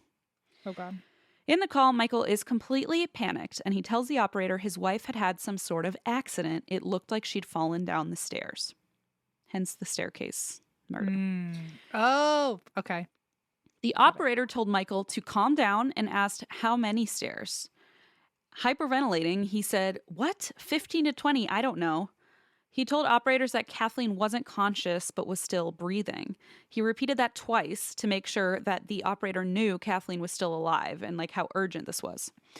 So paramedics arrive minutes later and the scene is shocking. So, Oh, I God. already have chills. It appears that Kathleen had fallen down 15 steps, and I'm really like one of my pet peeves, which is a personal thing. It's not on the people who do this, but when people call in and have like a story, but they're like, let me give you the layout of the house first. Like I immediately zone out. I think it's because I just can't follow. My spatial awareness is so bad that when people are like, Sure. there's a hallway with, I don't know, is that just me? Like in any story, or are you talking about like when they call the police? No. Like if I'm listening to, say, a podcast and someone's like, oh, I'm going to tell this Oh, like story. just setting the scene. Yeah, in setting general. a scene almost. Is I don't know. It's like there's a long hallway and at the end there's two doors and one goes to the right, one goes left. And at the bottom of the right one, there's a stair. I'm like, I can't follow this. I think if it's like crucial to the narrative and like people keep it as succinct as possible, I can tolerate it. But I think if someone says like, okay, this is important to the story, it's down the hall and to the left, not the right, the left. Like, Oh, that sure. I can Yeah, keep that up I can with. follow. That I can get, but a whole map, no, I wouldn't be able to do that. I almost just feel like it's me getting a little insecure about how bad I am at directions because someone will be like, this is crucial to the story. There's a hallway and I'm like, I am already lost. It's a one hallway and I'm lost. Okay. It's a tell hallway me with that. no doors or windows and a dead end, and I'm lost. Well, yeah, and now I'm dead because I'm part of the story. It sounds like, yeah. So anyway, point being, I was reading the description of this staircase, and it's literally just a description, and I got fucking confused, and I had to look up a picture. I know, and so for anybody else out there who's directionally dysfunctional, as I put it, I will give you my description of how this staircase looks. So. It's a staircase is step number one. There's about 15 steps. And at the bottom of the steps, picture a wall where there's a poster of a French cat on it. Okay. So we're going down a staircase and you're facing right into a wall. And then the staircase turns to the left. And there's a couple more steps down. Okay. So it's basically just like an L shape. And at the bottom, there's a wall. And then you turn left. Okay. Got it. It appears she had fallen down that first set of stairs, the tall one, like the 15 steps. And then into that like dead end wall. Yes, right. Exactly. Hit the wall and then seemed to slide down the rest of the steps to the floor. Not only that, there was blood everywhere. What do you hit on the way down that causes that much blood? Well, this is a crucial question. Oh, okay. It is because I thought you knew. I do, but it Oh. becomes a big part of the story. So I'm going to hold it as a spoiler for now. Sure. So Michael and Kathleen had been up late drinking wine outside, and Michael said he thought Kathleen may have even taken a Valium, which obviously would have even impaired her further if she was drinking. So it seemed like Kathleen maybe was drunk, maybe impaired in some other way, had slipped on her way up the stairs and fallen backward all the way down, suffering fatal injuries. And like I said, there's blood everywhere. It's on the steps, on the wall. Of course, when I was looking up pictures of this staircase for my own directional knowledge, there were crime scene photos, and it's just horrific. Like, it's just blood everywhere. There was blood pooling underneath her. And what was a little strange immediately was that a lot of the blood was dry. And they were like, well, that's strange. It seems that Kathleen has apparently been dead for at least an hour. Oh, shit. But remember, he called and said she's still alive. Oh. Yeah. Okay. So he calls So and what says gives? she's breathing, she's alive. And he says it twice Like, to hurry, make sure hurry. they hear. Like, hurry, The- hurry. She's still here. still Yeah, yeah, yeah. alive. And then they get there and they're like, well, the blood's like almost dried. She's definitely been dead for at least an hour. So this was just like a strange anomaly right away. So of course, police immediately suspect foul play and treat it as a crime scene. So the autopsy report is just even more horrific than they imagined. Kathleen had multiple bruises of her arms, wrists, hands, and back. She had cuts on her head, on her face. Jeez. Later, the prosecution would cite her arm and hand injuries as self-defense wounds. And strangely, which we will get back to, she had some of her own hair clasped in her hands, like ripped out of her head. Oh, what Yeah. the hell? Yeah. It's like grotesque. I mean, it's horrific. Oh my God. So there was also a fracture associated with her thyroid cartilage, so in her throat, which was also considered by the prosecution as a possible strangulation injury. And then there were 7 deep, complex lacerations on her scalp. So, in conclusion, the coroner said, in my opinion, the cause of death in this case was due to severe concussive injury of the brain caused by multiple blunt force impacts to the head. Blood my loss God. from the deep scalp lacerations may have also played a role in her death. The number, severity, locations, and orientation of these injuries are inconsistent with a fall down the stairs. Instead, they are indicative of multiple impacts received as a result of a beating. Oh shit. Well, you also said there was like things all over her wrist, like Yeah, she had cuts and marks, and they said the prosecution said that was self-defense wounds. Yeah. yeah. So that is what came about as a result of the coroner's report.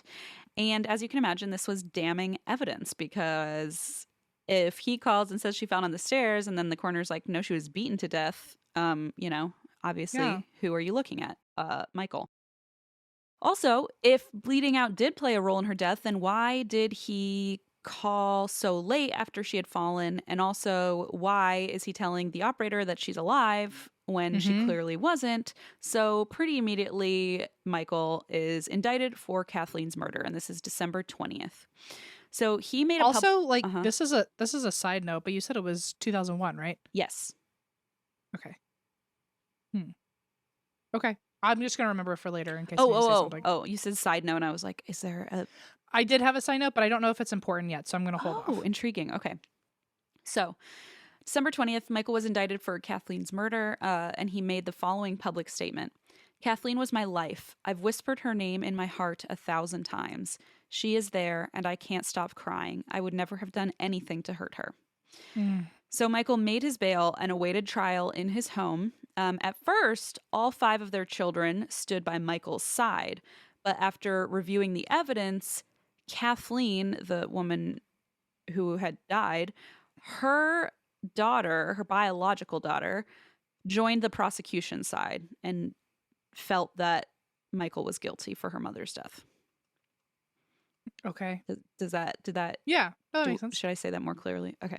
No, you said it very clearly. Okay. I'm just putting things on the shelf. So Okay. Great. Yeah, I just want to make sure it's clear. And then her sister, Candace, also ended up joining sides with her. So basically, Kathleen's biological daughter and then her sister, Candace, were like, actually, we've looked at this and we think yeah, it's shady. he's guilty. Yes, it's shady. Yeah. So the other children were certain of Michael's innocence. They were like, he would never have done this. And many of their friends stood by him as well, saying like, I believe him. He's a stand-up guy. He would never do this. So 4 months later, we're talking February 2002, after Kathleen's death, a French filmmaker started following the case and shooting a documentary. And this documentary would later be called The Staircase, which is the one that's been like all viral on Netflix and stuff. Okay. As the investigation proceeded, there was a lot of back and forth because prosecution believed that the deep lacerations on Kathleen's scalp, combined with the skull fractures, meant that she had been attacked by a blunt but light object. Do they think that she got attacked and then was placed on the stairs, or do they think she got attacked and then also thrown down the stairs? Because I feel like I feel like a lot of her lacerations could have been like just hitting the rail on the way down, you know? Right. Okay. And another thing that I haven't brought up yet, but which I learned when I went to look at having directional difficulties isn't always bad, because I went and looked it up and I saw that on the staircase there was one of those stair lift thingies. Oh, so she could have hit her head And on that on the way down. and so the theory is that she injured herself on that stair Okay. lift thingy. I don't know what are those called? The stairmaster, Stair- stairmaster, stair No, chair. that's a Stairmaster gym. is a gym. Okay, well, it's a Uh, chairlift. No, yeah, that's skiing. That's skiing. we It know does. what you're talking about. Okay, one of those where they sit and go up. So there was one of those, and so the theory was that she fell, hit that and the wall, and as you can imagine, that would probably have created some of those lacerations. So what they believed, or what prosecution presented, is that she was attacked intentionally by Michael with a blunt but light object, and they referenced a blowpoke, like for a fire. Oh, okay. Cool. And they said, okay, well, the fireplace blowpoke is not by the fireplace. It's missing. Okay. And they said, so he must have taken that and then disposed of it. And that feels like thin enough. Like it feels like I feel like a laceration could come from that, instead yes, of like exactly. full That was what they blunt force thought. trauma. Like it's light enough where it's not like, like I feel like if it were thicker or bigger, it would be like it would have really done incredible blunt force, right, like damage. less than just the laceration, the deep lacerations. Yeah, I Yeah. agree. And so that's kind of what they thought. They were like, well, this thing is light enough and it's sharp enough, it could have done this. But they said it's missing, which they argued proves that he probably or may have taken it and disposed of it. Then the freaking defense comes forward and is like, this blowpoke. Oh, And okay. they found it in the basement of the house, allegedly. That'll do it. And they were like, here it is. But it was missing the handle. So the defense basically brought it and said, so sorry, just to clarify, that was the defense that brought it, like his defense team. Oh, shit. They found it in the basement. Was it like them trying to like beat them to the punch or something? It was them saying, well, this is their blowpoke that was missing and it doesn't look like a murder weapon to us. They were basically saying, here, we found it. It's all dusty in the basement. But that's almost like saying too much. That's what I said. I was like, don't touch. Like, why would you even bring that up? You know? So this is a very out of left field situation, but the Josh Duggar case with his, so he is currently in jail for possession of child pornography and for watching it. The way that they so when the cops came to his business, because he was looking at it on his work computer, right? The cops pulled him aside, and the first thing he did when they cornered him is he was like, "What is someone looking at child porn on the computer?" And it's like, they didn't even say anything. It's just so stupid. So I think that's this is why they say don't say anything that would we can use anything you say to incriminate you, because so that makes me think of that, where it's like, why would you bring the poking stick, the thing that they said was the weapon, and you're like, look, I found it, and it's like, clearly it was dusty in the basement, so it wasn't the murder weapon. But like, who knows? I mean, it was very shady the way, at least it was presented on Dateline, the episode I watched. It seemed shady. Like, people were like, what? And then of course the prosecution is like, well, that's weird because that blowpoke is missing a handle. Where's that part of it? So now it's like they've just created a bigger problem for themselves, in my opinion. Stepped into the trap. Like, someone, they didn't even set a trap for you yet. You set your own trap and walked into it. You walked into it with a blowpoke and were like, look how dusty it is. And people were like, that doesn't convince me. So whether it was real or not, it kind of had a not intended effect, I guess. So, they didn't find blood on it. So they were like, well, this can't be the weapon. But like, that doesn't, now, like you said, like, now it's in people's heads. Like, now the jury's like, oh, well, you're holding the blowpoke. And now the prosecution can be like, look, it matches. It just seemed not great. So anyway, as we know, Michael had plenty of time to clean some things up between Kathleen's death and calling 911, since she had been dead for over an hour. But when he apparently had said she was still alive, and that became a problem because they were like, well, why would you lie to the operator? He changed his story a bit. So he said that Kathleen had actually, they were outside drinking together. She had gone inside for more wine and he stayed out smoking a cigar. He said after a couple hours passed, he went inside and found Kathleen at the bottom of the stairs. And that's when he called. Oh, so that's why the blood was dry and Yes. there was some time that had passed and all this. That was his new kind of updated story. I was going to say early on, it would have made sense if the story was like he came home and found her. Right. But, okay, well. That is kind of what it became. Okay. That was his new version of events.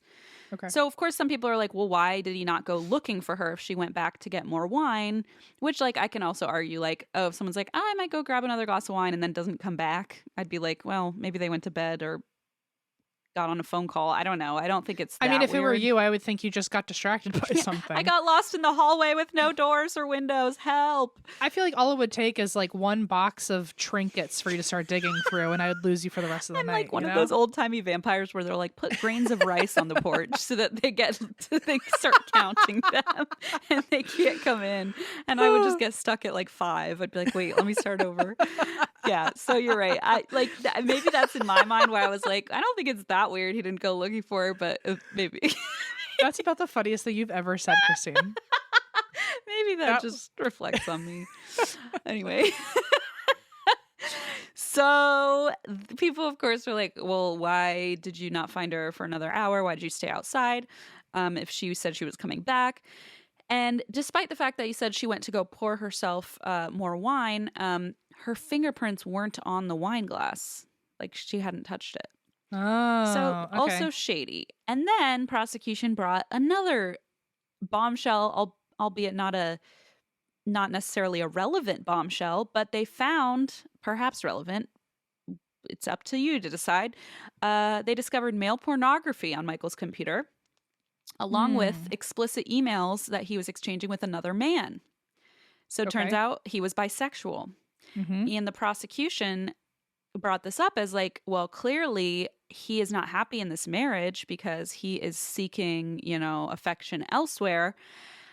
But the defense argued Kathleen knew about this and approved of it or was fine with it. So friends and family confirmed that, yes, their mother knew about this or that his wife knew about this. So unclear, but this is what was brought to the table. Okay. So it was, obviously a difficult thing to prove beyond reasonable doubt that Michael, just beat his wife to death in cold blood with no motive. So they had to find one. Mm-hmm. Okay. Well, I mean, I could see, people have definitely killed their partners for Yes, you're totally right. Extramarital affair before. Yeah, So or less than that, like I feel like in 2002, they really were just so tasteless with the way they handled this. And we're probably jumping right over that. But yeah, I mean, they brought up his bisexuality as like obviously he did it, which is like, well, great. I'm sure a lot of people have porn on their computer. It doesn't, just because it's of the opposite sex doesn't suddenly mean you're cheating on your whatever. No, good point. Good point. I don't know. And the messages were romantic in nature.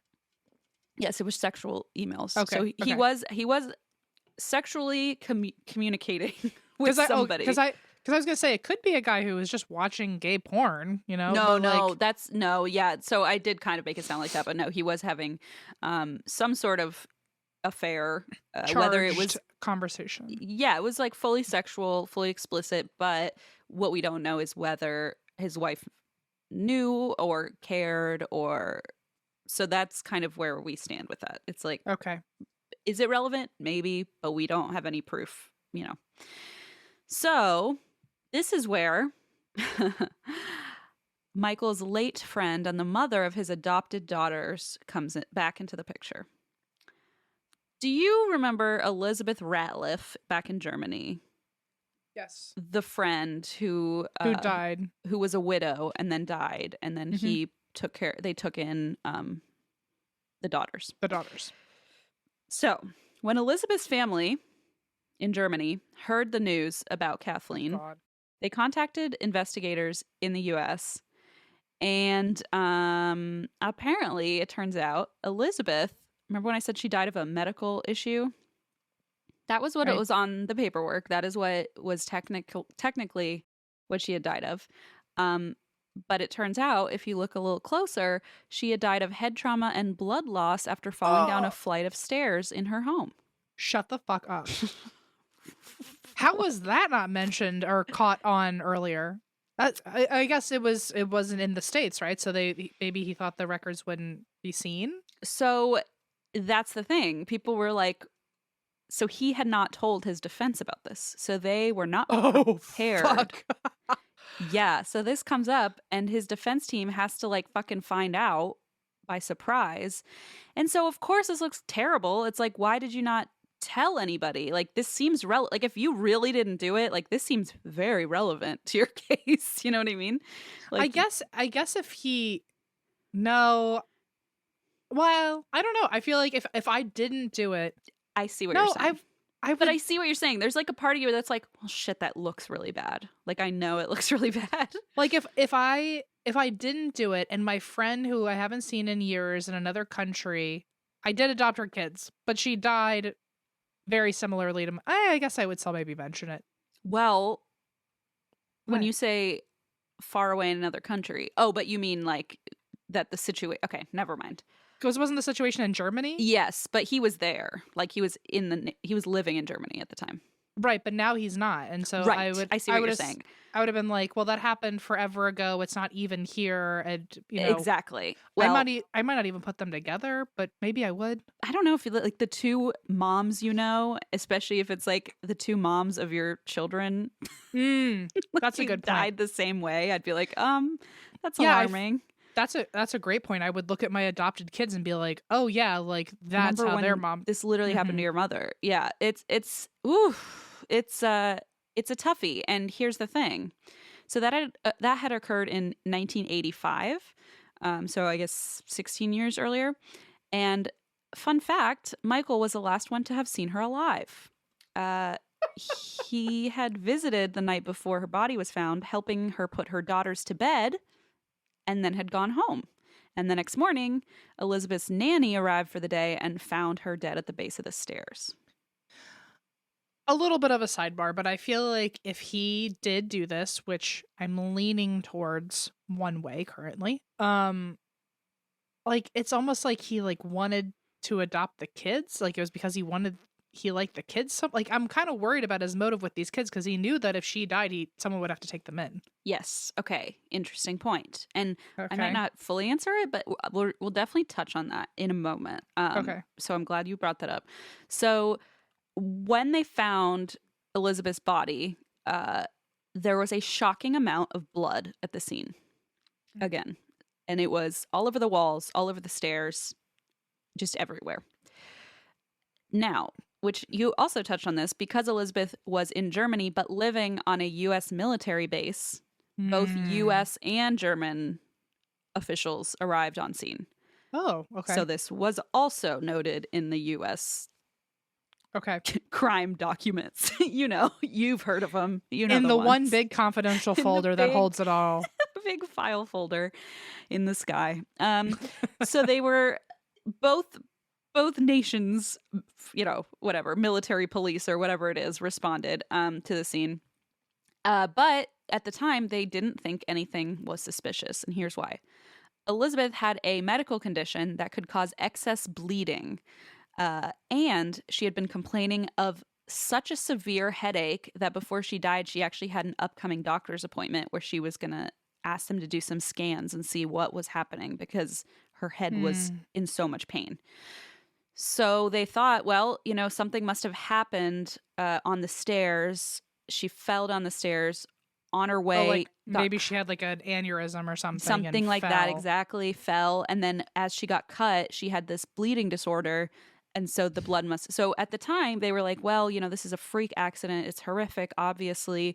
But they were like, it's an accident related to medical complications. So they left without even taking photos of the scene.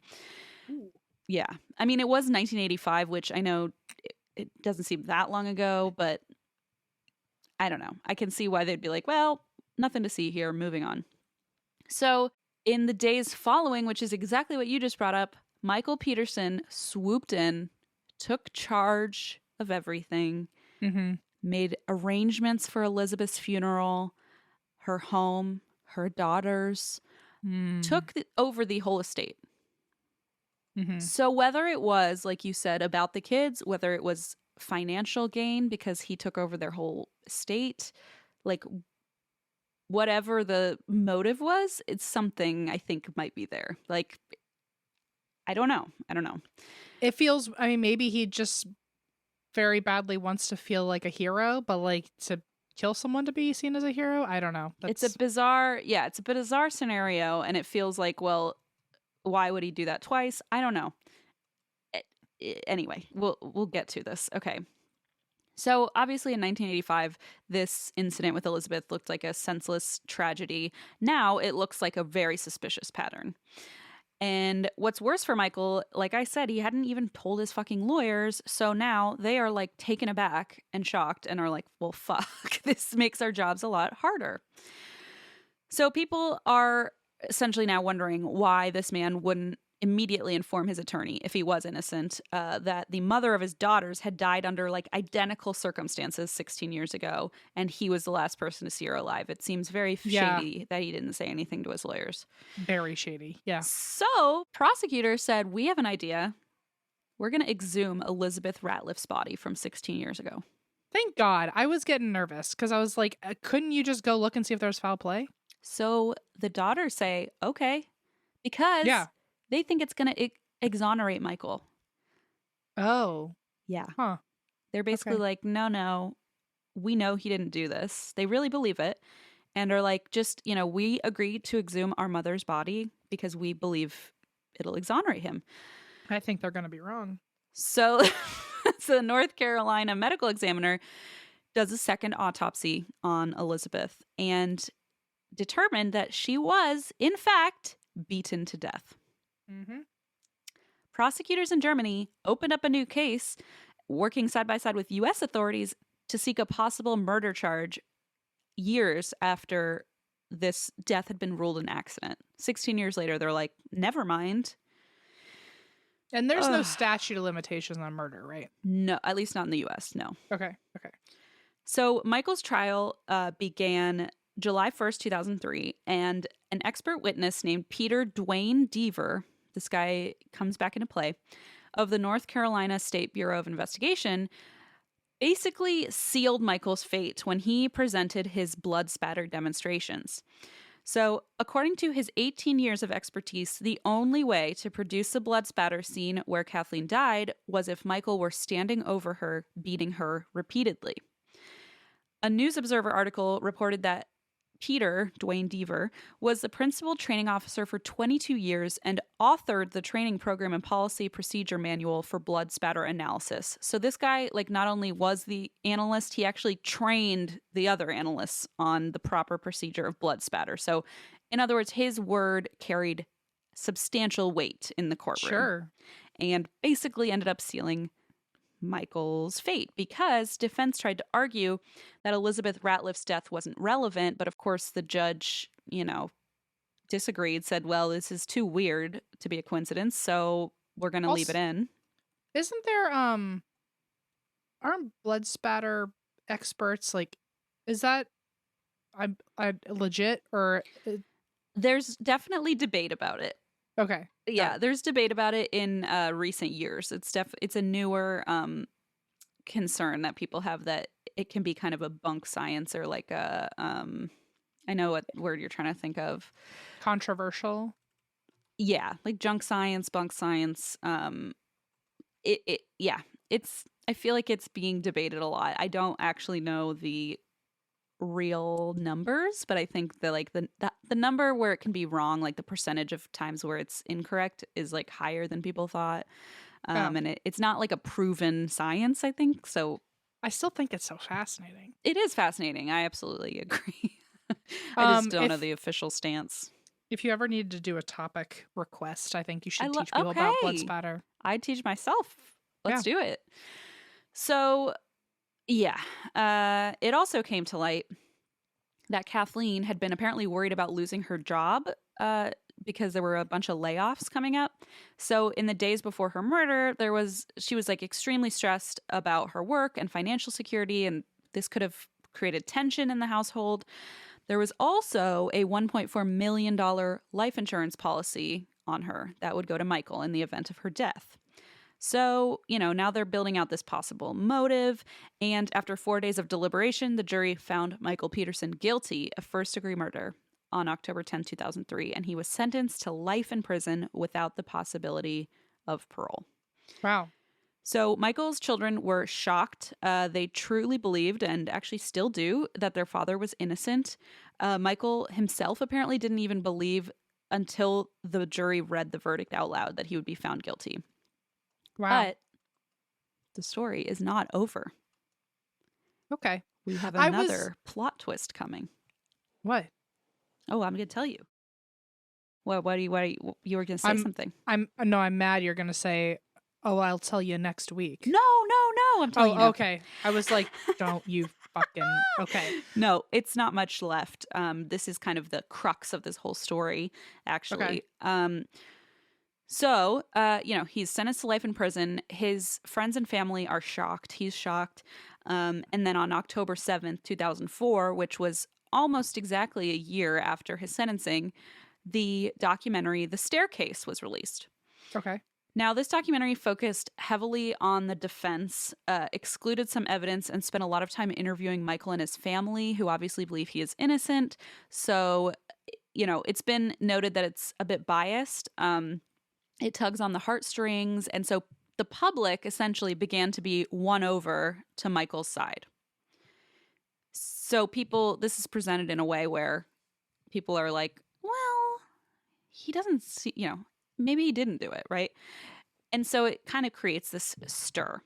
Oh, God. Oh, God. But in January of 2008, another court decided, nope, we still believe Michael is guilty. So they awarded Kathleen's daughter, Caitlin, $25 million in a wrongful death lawsuit that she had filed against Michael several years earlier. Then we fast forward 3 more years, and a bombshell to the entire justice system was dropped when it turns out, remember blood expert Dwayne Deaver? Mm-hmm. Who basically sealed Michael's fate with his genius analysis? Well, it turns out he had been falsifying blood spatter reports for years. Shit. This is why I was being so shady, because I was like, I don't want to give away the spoiler, but you were right on the money here. And it wasn't even that, like, he was just guessing. Like, I mean, the controversy about blood spatter mostly is like, oh, well, we can't, like, it's not infallible. Like, it's up for interpretation. But this guy was just full out faking shit.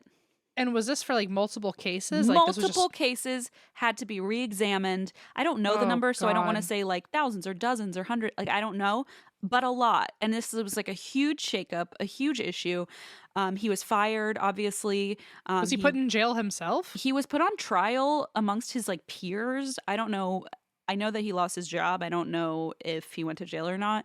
I don't know if it was like a criminal action taken against him, but he apparently would like hear what that they wanted and then like create reports on it. Like he was gonna say, do you think he's like was getting paid off by people to like he was getting win cases? Something either paid off or like some sort of sway. I feel like there's no reason to do it just for like shits and gigs. Yeah, it was almost like if the police needed something to look a certain way, he would just like do it, And so they found out he had been doing this for years, and several people were even released from prison because their sentences were overturned. And it was heartbreaking. In one of the stories on Dateline, this guy was innocent, and he was in jail for, I think, 16, 17 years or something. Oh my God. For a murder he did not commit.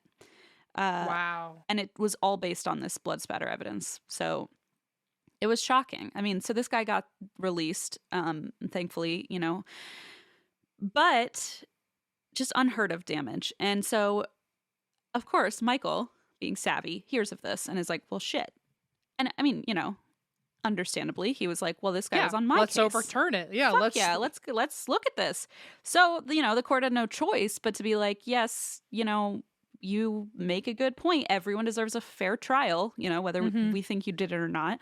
That is the real justice. So they decided to give him a retrial. Mm. Turns out, as they were kind of delving into this, police had also mismanaged some of the crime scene and had contaminated the crime scene. Photos of the blood spatter that Peter Deaver presented were even questioned because it seemed like in Peter Dwayne Deaver's photos, there were blood spots where the original photos there weren't any. Like he was literally like What? creating He was like fake blood photoshopping Yes! dots and like my making God. shit up. It's horrifying. Anyway, whether Michael was guilty or not, obviously everybody deserves a fair trial. So, after 8 years in prison, Michael made his $300,000 bail and was released on house arrest to await his new trial. And during this time, a former neighbor of his, who also happened to be an attorney named Larry Pollard, was like, you know what? I want to take a closer look at this thing. Oh my So God. he begins looking through evidence more thoroughly in an attempt to basically prove Michael's innocence. So one day, he has this massive aha moment. He and his team are looking at the autopsy report about Kathleen's body, particularly the part where she was holding onto some of her hair in her hands. Yeah. They have a microscope either brought in or they sent the pictures to a microscope. I don't know how this works.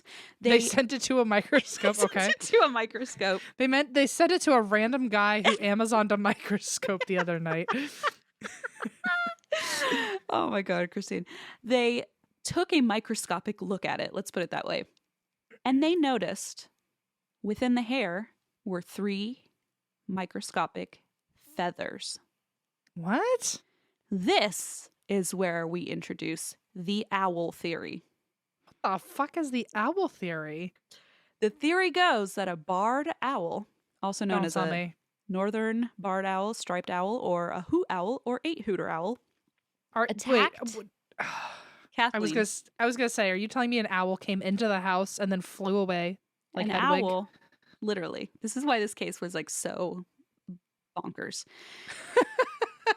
This is why I was so excited when you hadn't heard of it. I was like, if any crime case Em has heard of, it's probably the one where the owl did it. So I was like honestly surprised you hadn't heard of it. No. So the owl theory goes that a barred owl attacked Kathleen outside her home and she was fighting it off, ran inside in distress, and as she's trying to rip it out of her hair, Fell down the stairs. falls down the stairs, or while she's in a panic about it, running up the stairs, she falls to her death. Oh my So, God. Obviously, sounds outrageous, right? Obviously. Yes. Yes. That like where the fuck did this owl come from? What window did they slide in? What front door did they come through? During the day, aren't they nocturnal? So And then it's middle of the night, oh, okay. first of all. Second of all, Forgot. the theory goes that she was outside, was attacked on her way in. Yes, I know, but I know. Okay. So this is what we're going to get into. Obviously, sounds outrageous, right? I needed an owl I know there was an owl expert who came in. I fucking know. Don't even worry. It's no Cindy from your house thing, but it's a Is different it expert. Harry Potter himself to come talk about his little owl? He's like, she would never. No, but it is the National Audubon Society, the foremost bird experts. Okay. So What?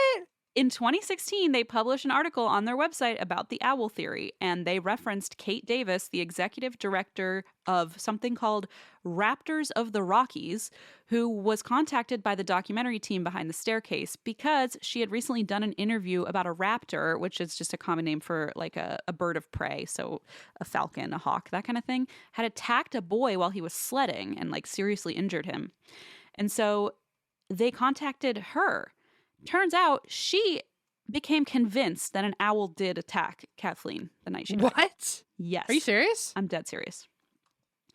She was like, I would know what that looks like. Yes. And this is what? So the lacerations seem to match the talons of an owl on the back of her skull.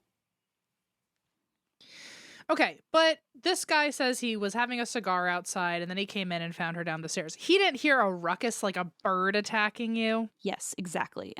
You're nailing it. It doesn't I make should sense. be a lawyer. Yeah. Well, okay. I never said that.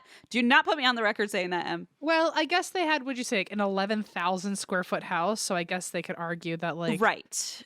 that, you could be football fields away and not hear it. Like maybe he was listening to music on the other side of the pool shed. I don't know. Yeah. Like I guess. All I know, if I were in a house, maybe I just haven't been in a big enough fucking house where I can't hear crisis like that. But like, I wouldn't, in your house is pretty big. I would hear from any area of your In home fact, if I a think the bird came fact flying in. that it's shaped a certain way makes it more likely everyone in the house would hear it because it like Yeah. you go down the staircase or something. I mean, so to speak. But yeah, so anyway, yes, you're correct because that is a big question. So the lacerations on the back of her head seem to match the wounds that an owl would inflict with its talons, and it would explain the hair, feathers, and there were also some pine needles found in her hands, and she had ripped her hair out. The only reason and she's not someone who would like go outside and like get caught in a tree or something, like Wait, in what?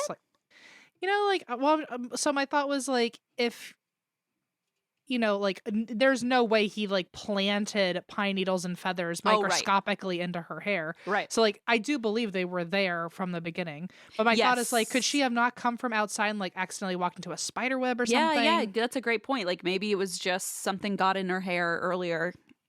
But I guess a spider web would have been seen microscopically. Yeah. So I don't know. So yes, the lacerations, and I'll send you a picture. It's basically like looks like a talon marks in her head. And Kate, the raptor expert, believed it would even explain most of the defensive wounds on Kathleen's elbows, wrists, and hands because it would be consistent with someone holding their arms above their head while an owl attacked their scalp. Interesting. Now, I have some more bird expertise for you here because apparently the barred owl's mating season begins in December, so an overly territorial owl might have seen Kathleen as a threat and swooped down to attack. Now, this is the final point. Owls apparently have specialized feathers that make their flight totally silent, so Kathleen would not have heard it coming until it was too late. That all said, as Em mentioned so astutely, J. Esquire, as I like to call you. Yes, It's hard to believe Michael wouldn't have heard a fucking commotion while his wife fought off an owl a few hundred yards away. Like, it's just hard to believe. Like, even if the flight of the owl is silent, you imagine the attack would not be. A blood-curdling scream would At not. the very least, right. Yeah. And then falling down the stairs. You would hear in a house if something went crashing down. So. Yeah. Especially if someone were screaming about it.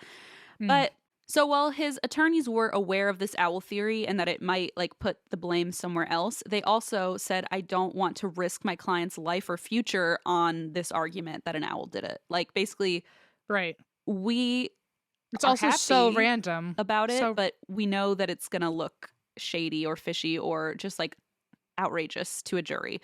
Yeah. So essentially what I'm trying to lead to is that he submitted an Alford plea, which we've talked about a few times. And it's basically when somebody feels like they're not going to get a fair trial based on the evidence. They're not admitting guilt. They're saying, I'll take the punishment, but I didn't do it, but I know that it looks like I did it. Right. Have you done the topic on the beginning of the Alford plea? Like, who's Alfred? So it's Alford, Alford, and I have looked into it. I don't think I've ever covered the actual original story. To be honest, I don't even remember the original case. I've just heard it used every now and then. But yeah, maybe I'll look into it, see if it's anything good. So basically they were like, this doesn't look good, so he's going to submit an Alford plea. And the thing with it is he had already served enough time, so he was essentially free to go. Okay. And his kids were like, yeah, please do that, because then at least you get out. And even though you're going to be a convicted felon because you've basically put in this plea that says you're guilty but not, despite that, we believe you and we want you to get out of prison. So everyone was on board. He basically submitted this plea and went home. And they created this staircase documentary, even though the original intention of it was like kind of make him look better or whatever. His attorneys were like, we don't think that public opinion has swayed that much that we're going to risk putting him on trial.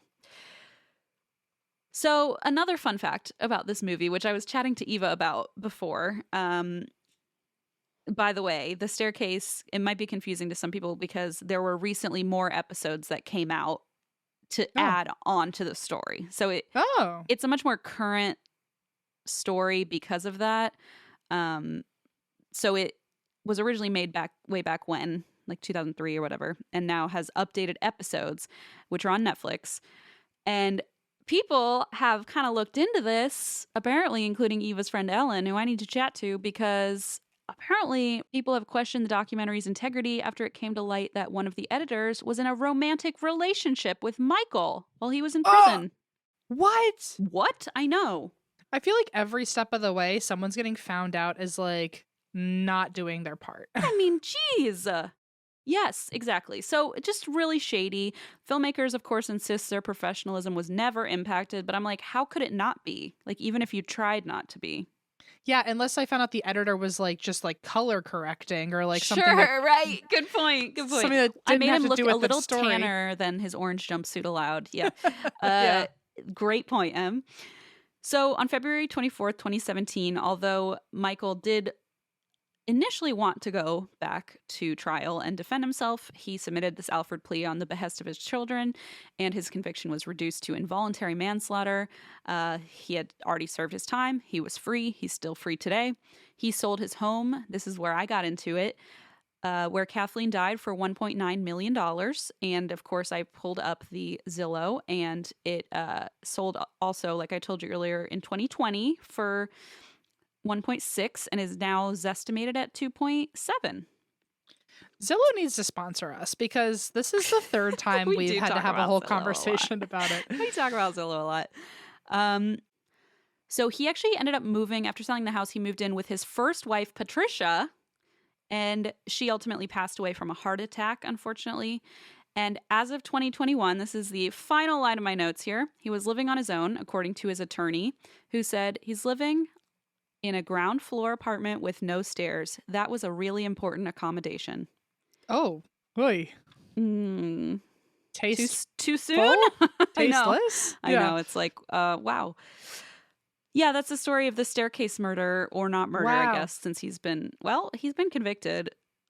And acquitted? Technically. Yeah, it's was sort he- of like a weird gray space. that So was it's a all great alleged for my own legal protection. It's a great story. I was wondering until the owl thing, I was like, why is this the story that, like you said, other podcasts like blew up because my of, or like gosh. it was the big thing? But like, And I so was I like- I don't know what happened, because you watch some of these things and you're like, oh my God, the owl fucking did it. Like, you can see the marks. You're like, that's a talon mark. Like, you have people at Audubon going, yeah, actually, this is like an owl can be really, really vicious. And the other thing too is apparently where this alleged owl attack occurred would have caused massive amounts of bleeding out of her no, head. it makes sense. Like, I mean, it's very random. And then but you imagine you fall down the stairs and continue to hurt yourself, and you're on Valium and you're drunk. I mean, but also it's so crazy that, like, I feel like even if the lawyer was like, all we have to do is prove that someone else could have done it, and that someone could be an owl. Like that, he did a great fucking job. Exactly. Like, oh my exactly. God. So it's just so bananas, and like there's still, people still don't agree to this day. I don't even know what I believe. I think the fact that the neighbor had died in the same way back in Germany is very shady. Yeah. But also, like, even though it said she was beaten to death, he was never convicted of that either. So I can't say he did that. That Did they microscopically find feathers in her Great hair? point. Great point. Maybe they got to look at that closer. I don't know. Maybe him and the owl. I feel like they're just It's just such a crazy. Like, the only reason he even went to a retrial is because that spatter guy got caught forging documents. So like this owl thing would never even have come up. It's just crazy. Yeah. It's all just Yeah. so crazy, Great story. Oh, thank you. I mean, I'm probably the last podcast to ever cover it because I think everyone's already done it. So I hope people aren't like bored of it, but it's just so nuts. It's not boring to me. I literally found out today, so It someone was else very fun probably to tell doesn't you know. about it. Also, Also, earlier when you said, "Oh my God," you didn't even know what you're saying, and I had to keep my mouth shut. But I said, "Oh, they brought them under their wings," and you said, "Oh yeah, like a big bird adopted them." And I was like, "Uh-oh." I almost like- said, "Hold that thought," and then I was like, "No, don't say anything." If you did, I would have absolutely been as lost as you in a hallway with no doors, by the way. I would have been like, what? Hold the thought about what? a big giant bird? What? I would have not seen it coming at all. Oh, Lordy. Oh, Lordy. Man. Anyway, well, I'm sorry it's such a long effing episode. that's fine. It's really not too much longer than our usual ones, I guess so. I guess we had some technical issues. We also talked for half an hour about how your baby maimed me. That's true. I literally, as I'm sitting here, I'm feeling them. I think today's the bad day because yesterday it was just my head, but like they're all over my hands and my arms right now. Oh no. So I'm so sorry. I'm literally going on Allison's family vacation in like 24 hours. I'm so sorry. Should I? Well, I'll have to ask if any of them haven't had this. Shit. Yeah. Well, we'll have to find out the hard way. I didn't mean to. It's okay. It's not you. I literally have one in my armpit, and I'm about to go like pop something in my armpit. It's like I'm losing my mind. This is my chicken pox, since the vaccine kicked in. Since you went to all those parties and never caught it. I never went to the party. I got vaccinated. But no, it'll be an interesting week. So I hope your baby's doing okay though, because we sucks. love you. No, I hope your baby's doing okay. Is she better now? She's much better. Yeah, she got better pretty quickly and is now back on her bullshit. Cool. Well, I can't wait to see and experience more of her bullshit. Yay, me too. After chat? Yeah, let's do it. Okay. And that's why we drink.